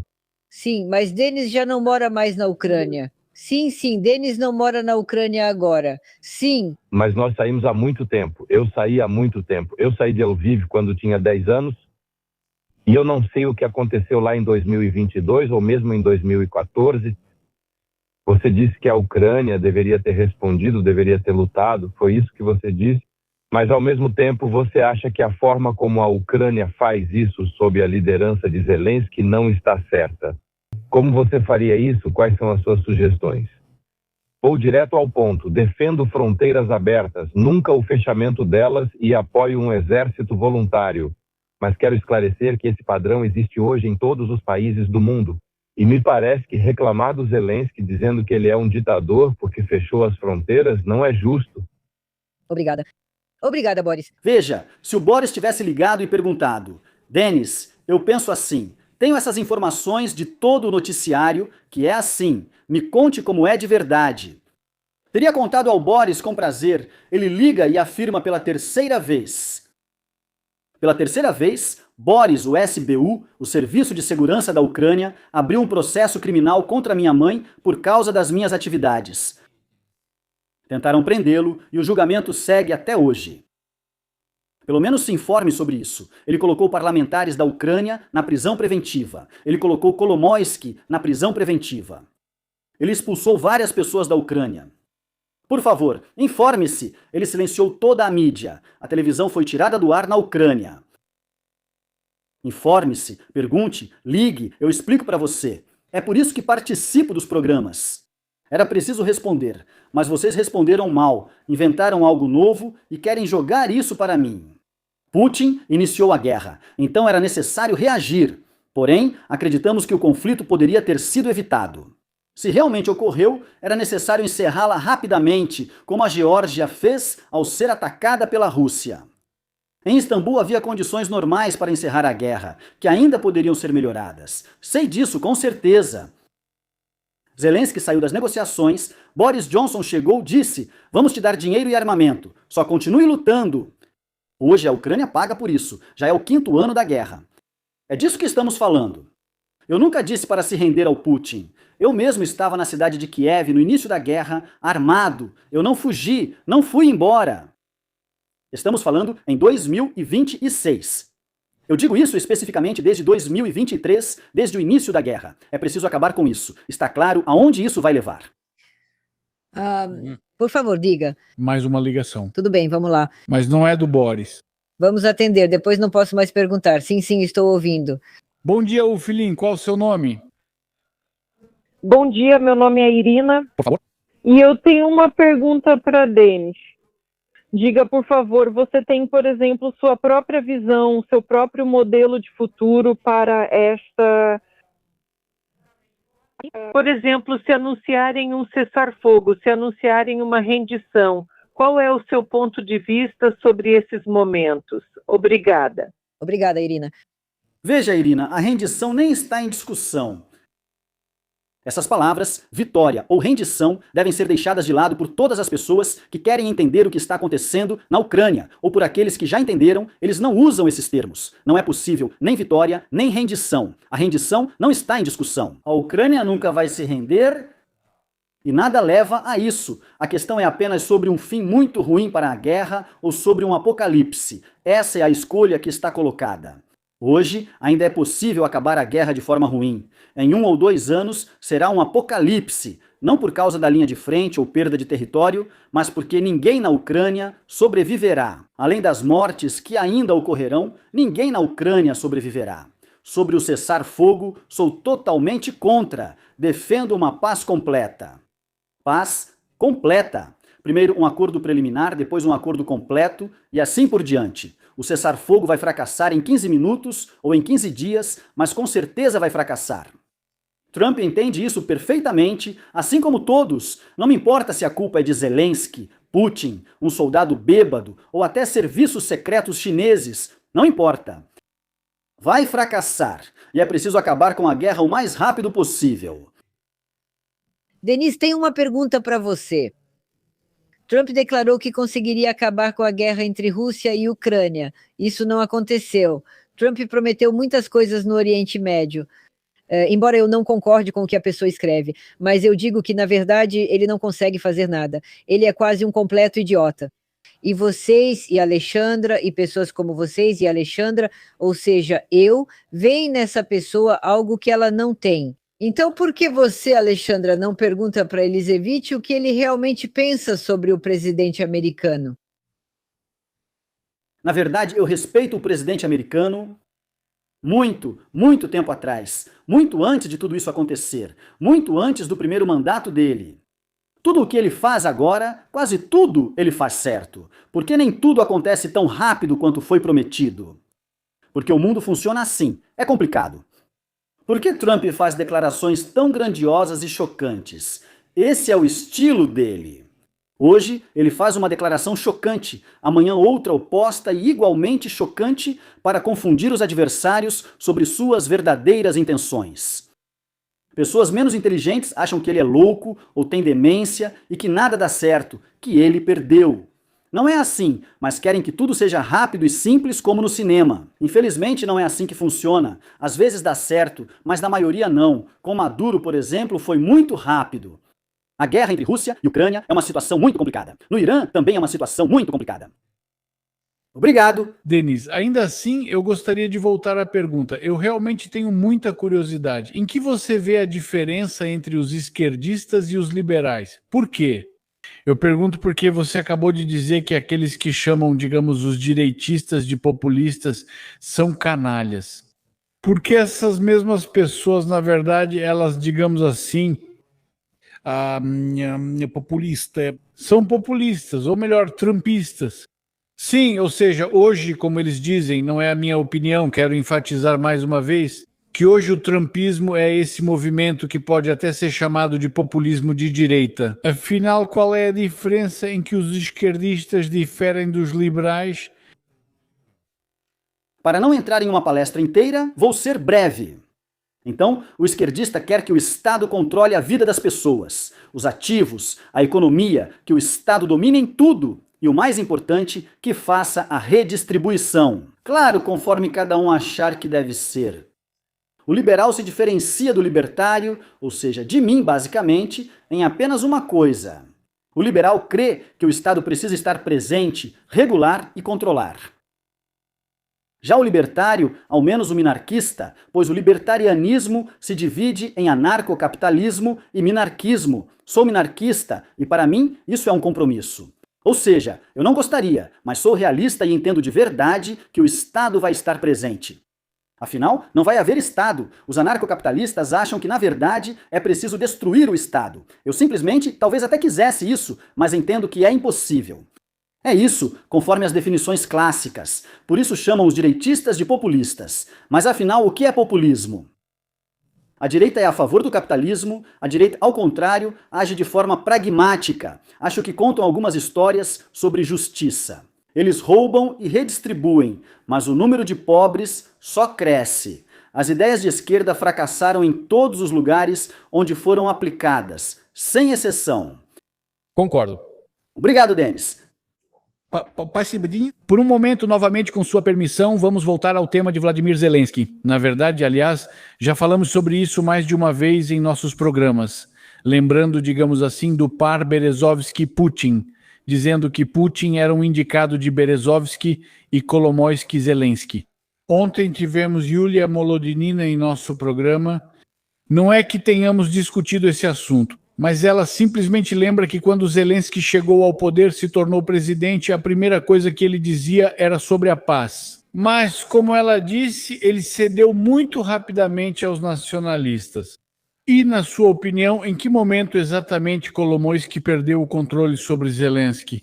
Se realmente, digamos, Zelensky, e você concorda com isso, estava, digamos assim, sob a tutela de Kolomoisky, para quem você acha que ele passou depois? Vou responder a sua pergunta e explicar tecnicamente como isso acontece. Se alguém escreve uma mensagem para Zelensky, era assim, vamos falar não de agora, mas de como era antes, ele manda uma mensagem de texto para Zelensky. Então, é preciso fazer lobby por essa lei e aprovar isto aqui, certo? Encontre-se com esse, não se encontre com aquele. Ou ligou para ele, leu, mas isso não funciona assim.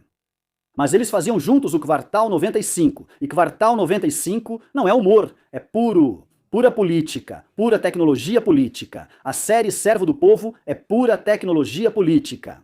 Sim, Kolomoisky participou nos roteiros do Kvartal 95, onde atacavam opositores pessoais, de negócios e políticos. Ele fez de tudo para Zelensky chegar ao poder. E então, Zelensky sentiu esse poder. Esse foi o primeiro sintoma, porque agora ele já teve uma recaída disso em relação ao povo. Ele sentiu o poder. Depois, diversos fatores internacionais, incluindo globalistas, intervieram, sendo Kolomoisky um grande obstáculo para eles. Disseram que ele deveria escolher, ou resolvem com ele agora, ou será com você. Eu, mais uma vez, estou exagerando um pouco para simplificar. E Zelensky teve que fazer uma escolha. Ele fez essa escolha, agiu como Putin com Berezovsky. Quando isso ocorreu, na sua opinião? Não estou pronto para dizer o ano quando... Não, está claro. Sim, está claro. Mas veja, no começo, aqueles nacionalistas de quem o Boris falou, que na verdade estão sob controle dos globalistas. Agora talvez eu tente simplificar ao máximo. Obrigado. Procurem vídeos na internet, temos um ativista chamado Sergei Sternenko. Eles atacaram tanto Zelensky que ele fugiu da administração presidencial. Ele foi embora. A segurança do presidente disse que não era seguro ele ficar ali. Eles picharam toda a administração presidencial. Eles acenderam tochas lá, gritavam, até ameaçaram violência física direta, dizendo que iriam te tirar de lá à força. Hoje, ele está abraçando e beijando eles. Por quê? Porque hoje ele está do mesmo lado das barricadas que eles. Ele não precisa acabar com a guerra, e eles também não precisam acabar com a guerra. Eles controlam parte dos serviços secretos ucranianos, a parte mais poderosa deles, eles controlam toda a mídia. Imagine o poder que isso representa, a força que isso tem. Tenho duas perguntas, Denis. Nunca ouvi nada parecido. Por que você disse? Na verdade, não porque você disse, mas porque, assim, eu confio totalmente no que você fala. Por que Zelensky é um incômodo para os globalistas? E essa é a primeira pergunta. E a segunda, por que você disse que o Kvartal 95 não é humor, é política? Muitos viam isso apenas como humor, Denis. Na verdade, não foi você quem disse que Zelensky é um incômodo, mas sim que Kolomoisky é um incômodo para os globalistas. Perdão, desculpe, Kolomoisky, claro. Kolomoisky é um incômodo para os globalistas, porque ele controlava as maiores mídias, o que atrapalhava muito e ia contra eles. Ele atrapalhava a agenda deles. Ao mesmo tempo, devo dizer que Kolomoisky não promovia ideias corretas, apenas defendia seus negócios e sua visão de vida. Não concordo com essa visão, pelo menos como ele declarava antes. Discordo da maioria, mas concordo com algumas coisas. Sobre economia, por exemplo, eu concordo. Além disso, os oligarcas dificultam a entrada de corporações ocidentais na Ucrânia, pois precisam ser substituídos por elas. Kolomoisky resistiu ao máximo. Por isso, antes mesmo, Poroshenko foi usado pelos globalistas quando tiraram ilegalmente o Privatbank de Kolomoisky. Vocês sabem, foi como se tivessem nacionalizado o banco. Tudo isso foi completamente fora da lei. E claro, tudo isso foi ilegal. Agora, o Kvartal 95. Muitos pensam que LGBT é só sobre sexo, mas é sobre política. O Kvartal 95 é assim. Toda semana havia ataques a um político, ou a dois, ou a três, e na semana seguinte de novo. O grau podia aumentar ou diminuir, dependendo do comportamento futuro desse político. Lá não havia absolutamente nenhum humor cotidiano, humano, tudo era baseado na política. E eles se tornaram populares por causa disso, e às vezes isso não era apenas no limite, mas além do limite. E eu enfatizo, ninguém jamais tocou no Zelensky. Sim, ele estava sob a proteção do Kolomoisky. Vamos supor que tinham medo do Kolomoisky. Mas no Kvartal 95 há atores menores, Rybik, outros gerentes. Ninguém nunca tocou em ninguém. Mas o Zelensky mexeu comigo. Entende o problema? Ou pessoas como eu? Como assim?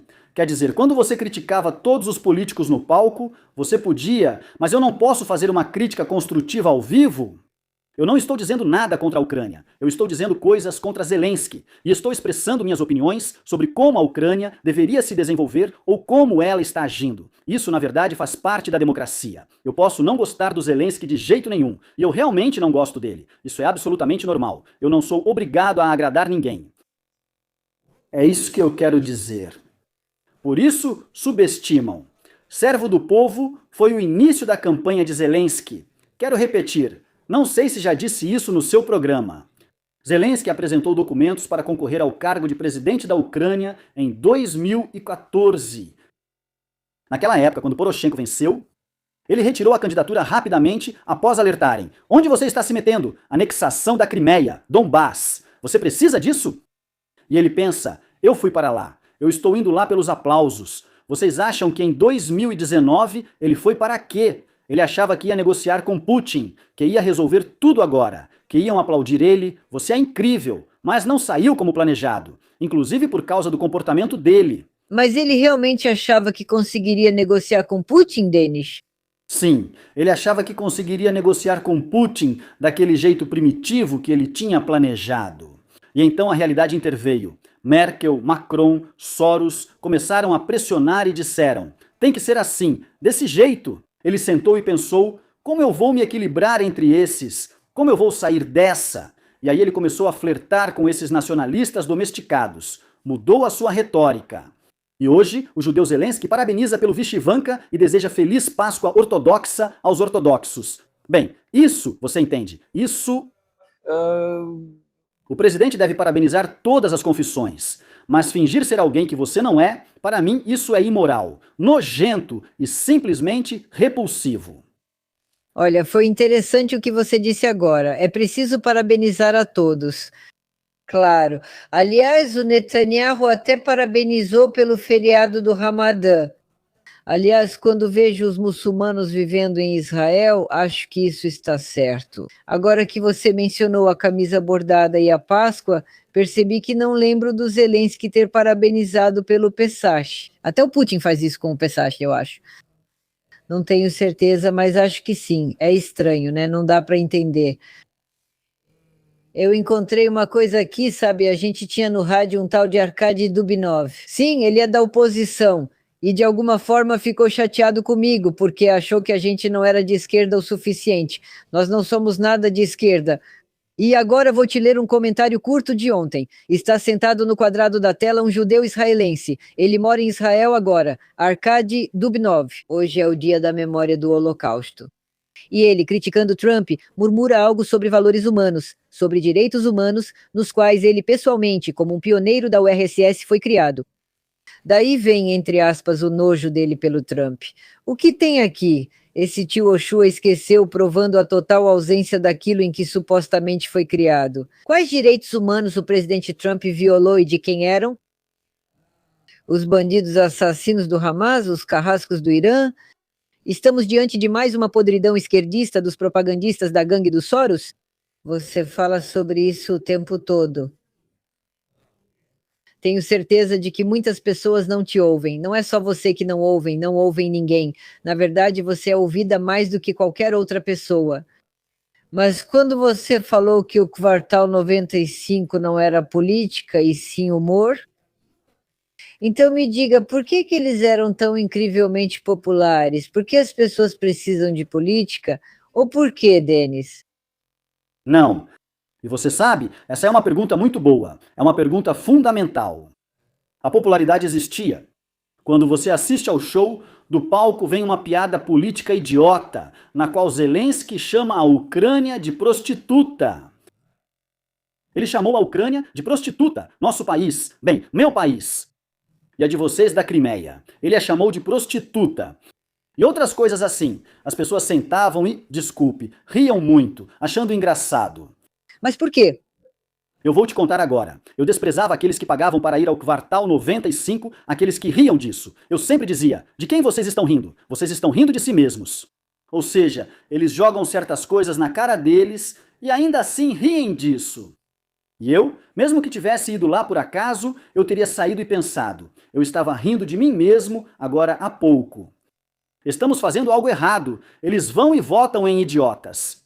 Bem então, Zelensky zomba desses idiotas que foram eleitos. Depois eles vão e escolhem outros idiotas. Zelensky zomba deles de novo. E eles continuam rindo.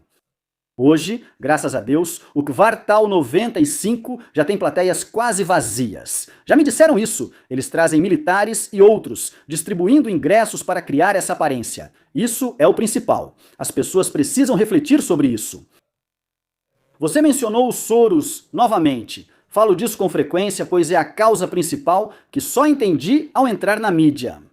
Quando enfrentei isso na mídia, lutando contra essa grande máquina, agradeço novamente ao Durov por se envolver abertamente. Musk é o número 1 nisso, em escala mundial. E na Ucrânia, eu sou o inimigo número 1 dos Soros, e também das gangues. Você sabe, eu vim com uma proposta de reformas. Uma das reformas era sobre o Ministério da Saúde da Ucrânia.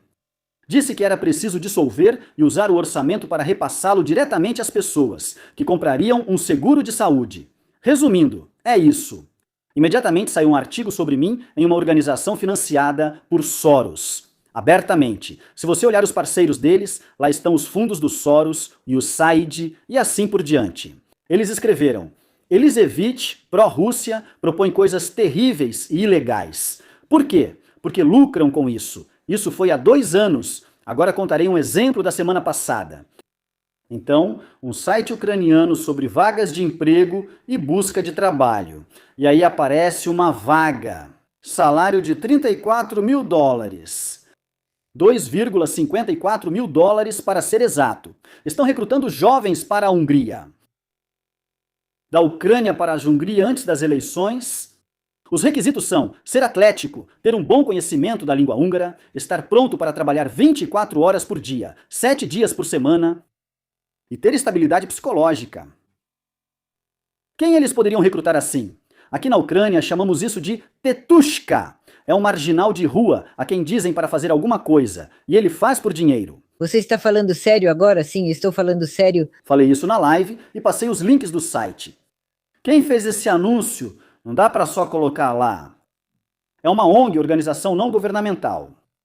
A gente entra no registro, vê quem é o chefe dessa organização. Lá está uma tal de Yulia Naumenko, se não me engano. E quem era o chefe antes dela? Andrei Ermak. Andrei Ermak. Depois, na Hungria, no dia das eleições, houve uma grande manifestação com muitos apoiadores de Madiar. E quantos ucranianos trouxeram para lá? E assim que faço essa transmissão, no dia seguinte surge uma nova organização. O mesmo texto sobre mim é espalhado por canais do Telegram, por sites. Que esse tal de Elisevich, que se autodenomina, eles colocam entre aspas, blogueiro de língua russa de Kiev. Eles sempre, entende, não destacam que eu sou empresário. Para eles é importante mostrar que eu provavelmente trabalho para alguém, que eu transmito as ideias de alguém. E jogam lama em mim, dizendo que eu sou pró-Rússia, que tudo isso é fake. Mas não escreveram. Por que contrataram pessoas para uma viagem tão cara à Hungria? Escrevam, talvez foram ao zoológico ou fizeram outra coisa. Não dizem isso, pois todos já entenderam. Agora vou explicar como funciona. Quando um Elisievich enfrenta bilhões de dólares e funcionários públicos. E agora você disse que as salas estão meio vazias no Kvartal 95. Aqui escreveram sobre isso. As salas estão meio vazias porque não tem Zelensky lá. Bem, isso é para quem gosta do Zelensky como ator. Não estou falando dele como presidente. Ah, não sei. O que você sabe sobre a esposa do Zelensky? E qual é a opinião de Denis Elisevich sobre ela? Não discuto a família. Não sou como eles. Tem que haver um mínimo de moral. Não ficar chamando ele de viciado nem ofendendo as esposas. Tenho minha opinião. Não vou fazer isso no ar, simplesmente não vou. Eu faço isso o tempo todo. Você conseguiu assistir? Na verdade, não sei se você teve interesse em assistir a grande entrevista de Pavel Gubarev com Dudiu. Sabe, faz uma semana que não consigo começar a assistir. Eu assisti ao Kapustin, mas nem comecei o Gubarev ainda. Com certeza vou fazer isso porque realmente preciso. Sim, eu queria muito te perguntar, você descobriu algo novo no que assistiu da entrevista do Gubarev? Bom, naturalmente não vou dar spoilers. Eu gostaria, desculpe, Denis, de perguntar ao Denis Eltsevich sobre a entrevista do Dudi com o Kapustin. Denis, qual é a sua opinião sobre essa entrevista estranha, na minha opinião? Bem, talvez não seja. Na Ucrânia, ela enfrentou agressividade extrema. Dudi foi declarado agente da KGB e sabe qual é a maior baixeza nisso? Todos eles escreviam posts com instruções. Reclamem do canal do Yuri Dudi no YouTube para que fechem o canal dele, para que excluam esse vídeo. Ou seja, é aí que está a essência. Você não quer ouvir um ponto de vista diferente? Além disso, nem se trata de outro ponto de vista. Eles não aprovaram a maneira como Dudi conduziu a entrevista. Entende? E se não gostarem de novo, basicamente, podem até matar. Eles pensam assim, talvez até precisem prender. Eles dizem que a Ucrânia luta pela liberdade, mas agem como Putin, se opõem ao Putin, mas repetem suas atitudes. Ouvi esse Kapustin. Eu ouvi ele, ouvi. Fico pensando, onde estão as ideias diferentes das do Putin? O que há de diferente? Só ouvi falar de violência, de pressão, de agressão, de ódio. Ora, isso tudo é sobre o Putin. Não ouvi nada diferente. Só muda de Putin para Kapustin. É isso. Risada. Agora você mencionou aqueles que estavam reunindo para ir à Hungria, jovens esportivos, que sabem falar húngaro.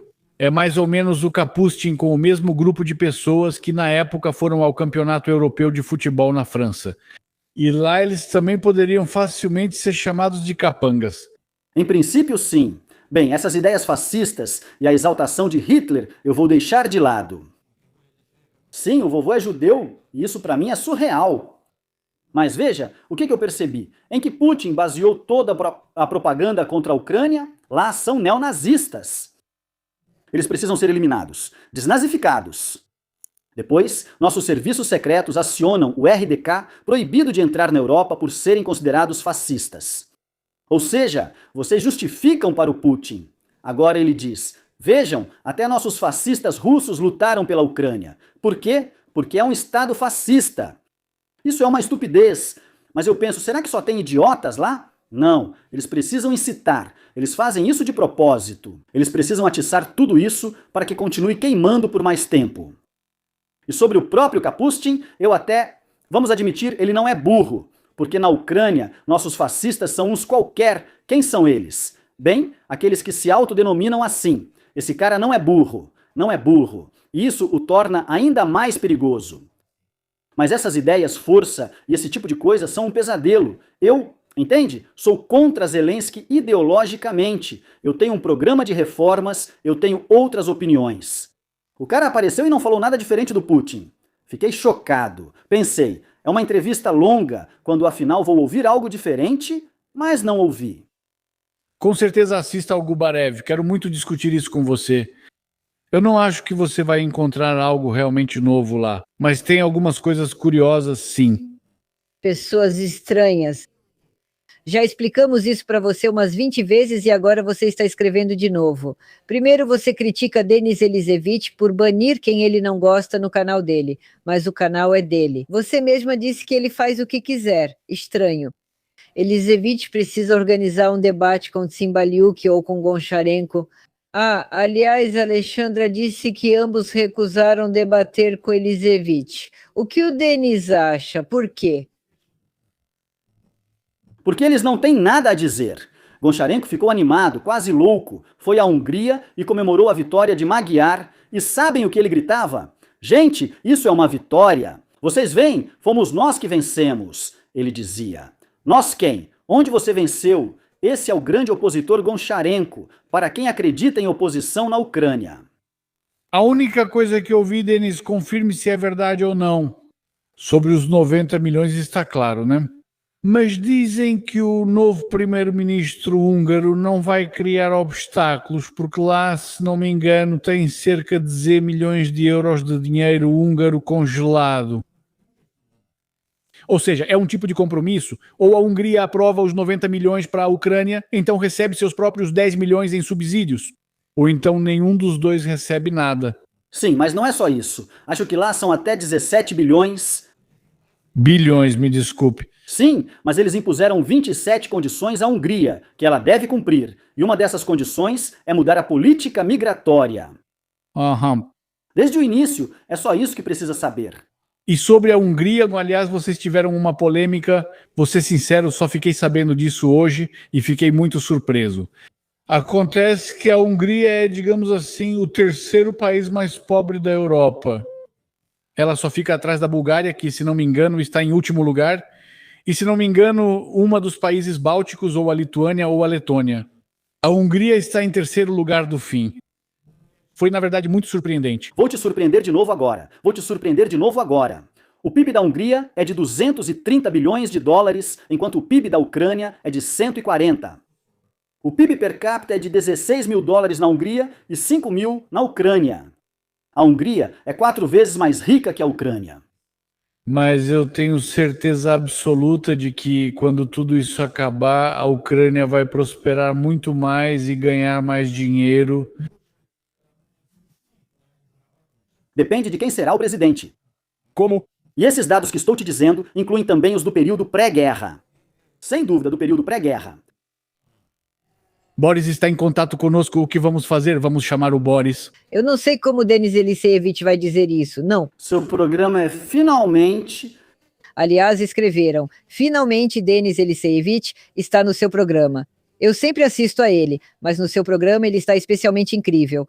Gente, por favor, convidem ele mais vezes. Não depende de nós, depende do Denis Elisevich. O principal é que ele tenha tempo e vontade de vir aqui. Por favor, vamos lá. Sim, Boris está no ar.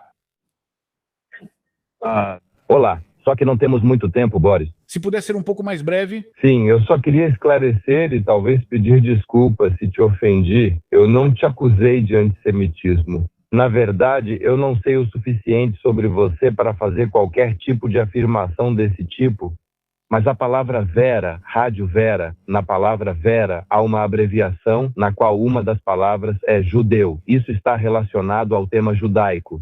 E o tema judaico é um tema muito importante neste canal, pelo que eu entendo. Eu acho que Zelensky não deveria ter se tornado presidente da Ucrânia por um motivo muito simples. Se algo der errado, vão perseguir os judeus. E isso não é novidade, isso já aconteceu muitas vezes na história.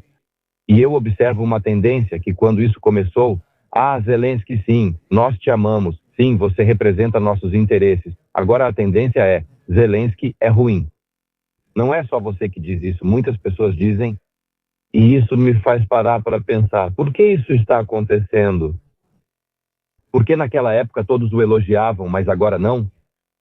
E me parece que aqui existe um perigo muito sério, porque tudo isso vai acabar prejudicando os judeus mais uma vez.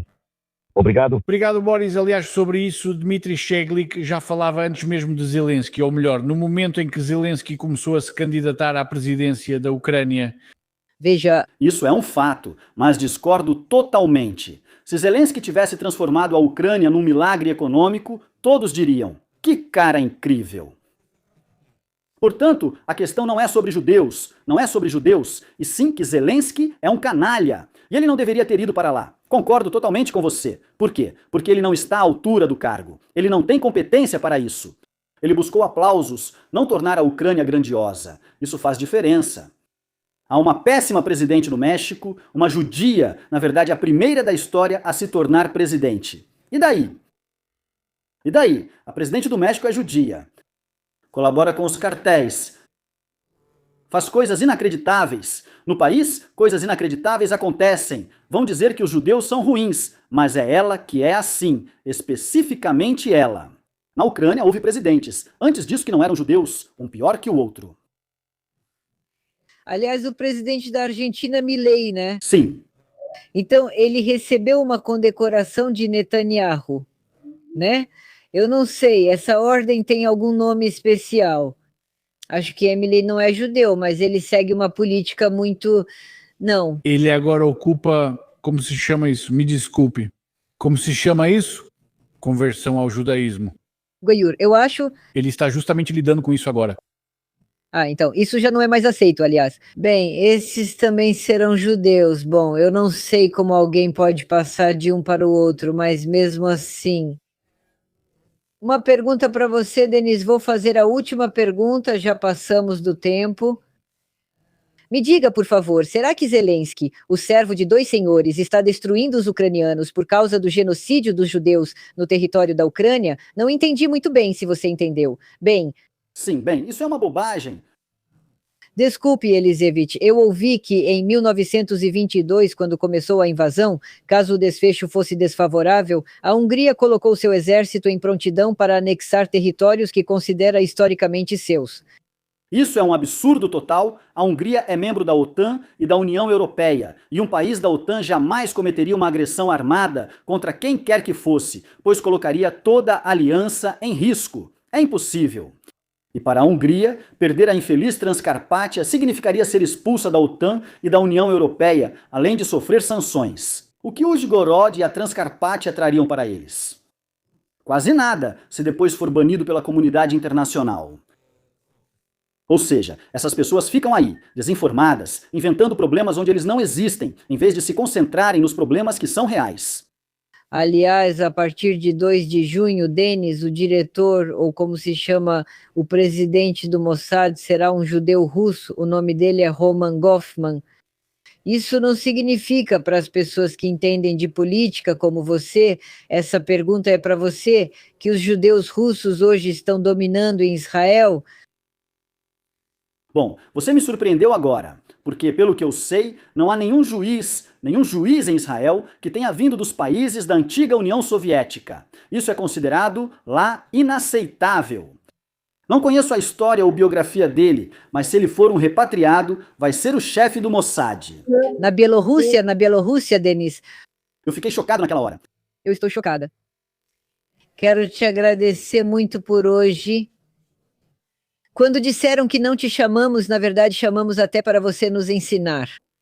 E eu quero mais uma vez lembrar, junto com você, de Gennady Balashov, que já se foi há 1 ano e meio, e agradecer ao falecido Gennady, infelizmente por termos nos conhecido e termos essa oportunidade hoje. Nós te convidamos e quando você tiver tempo, venha, Denis. Vou corrigir um pouquinho. Sasha, não foi 1 ano e meio, foi menos. 5 meses. Ele em novembro, infelizmente? Faleceu no mês de novembro. Em novembro, mas em novembro já fazia 1 ano. Não, mas que mês estamos agora? Graças a Deus. Abril. Denis, parece que já faz tanto tempo que ele se foi. Sim, sim. Enfim, Denis, venha, vamos ficar felizes em te ver. Sobre o que eu te perguntei, o quão realista é a sua... Bem, aqui estão dizendo para chamar você Svetov, já que Svetov hoje fala coisas bem diferentes do que falava antes. Bom, primeiro é preciso que você e Svetov queiram. E sobre a sua conversa com Latinina, Yulia Latinina, de novo, se você quiser. Bem, eu quero dizer isso de qualquer jeito. Você divide opiniões. Você é muito contraditório, Denis Eliseevich.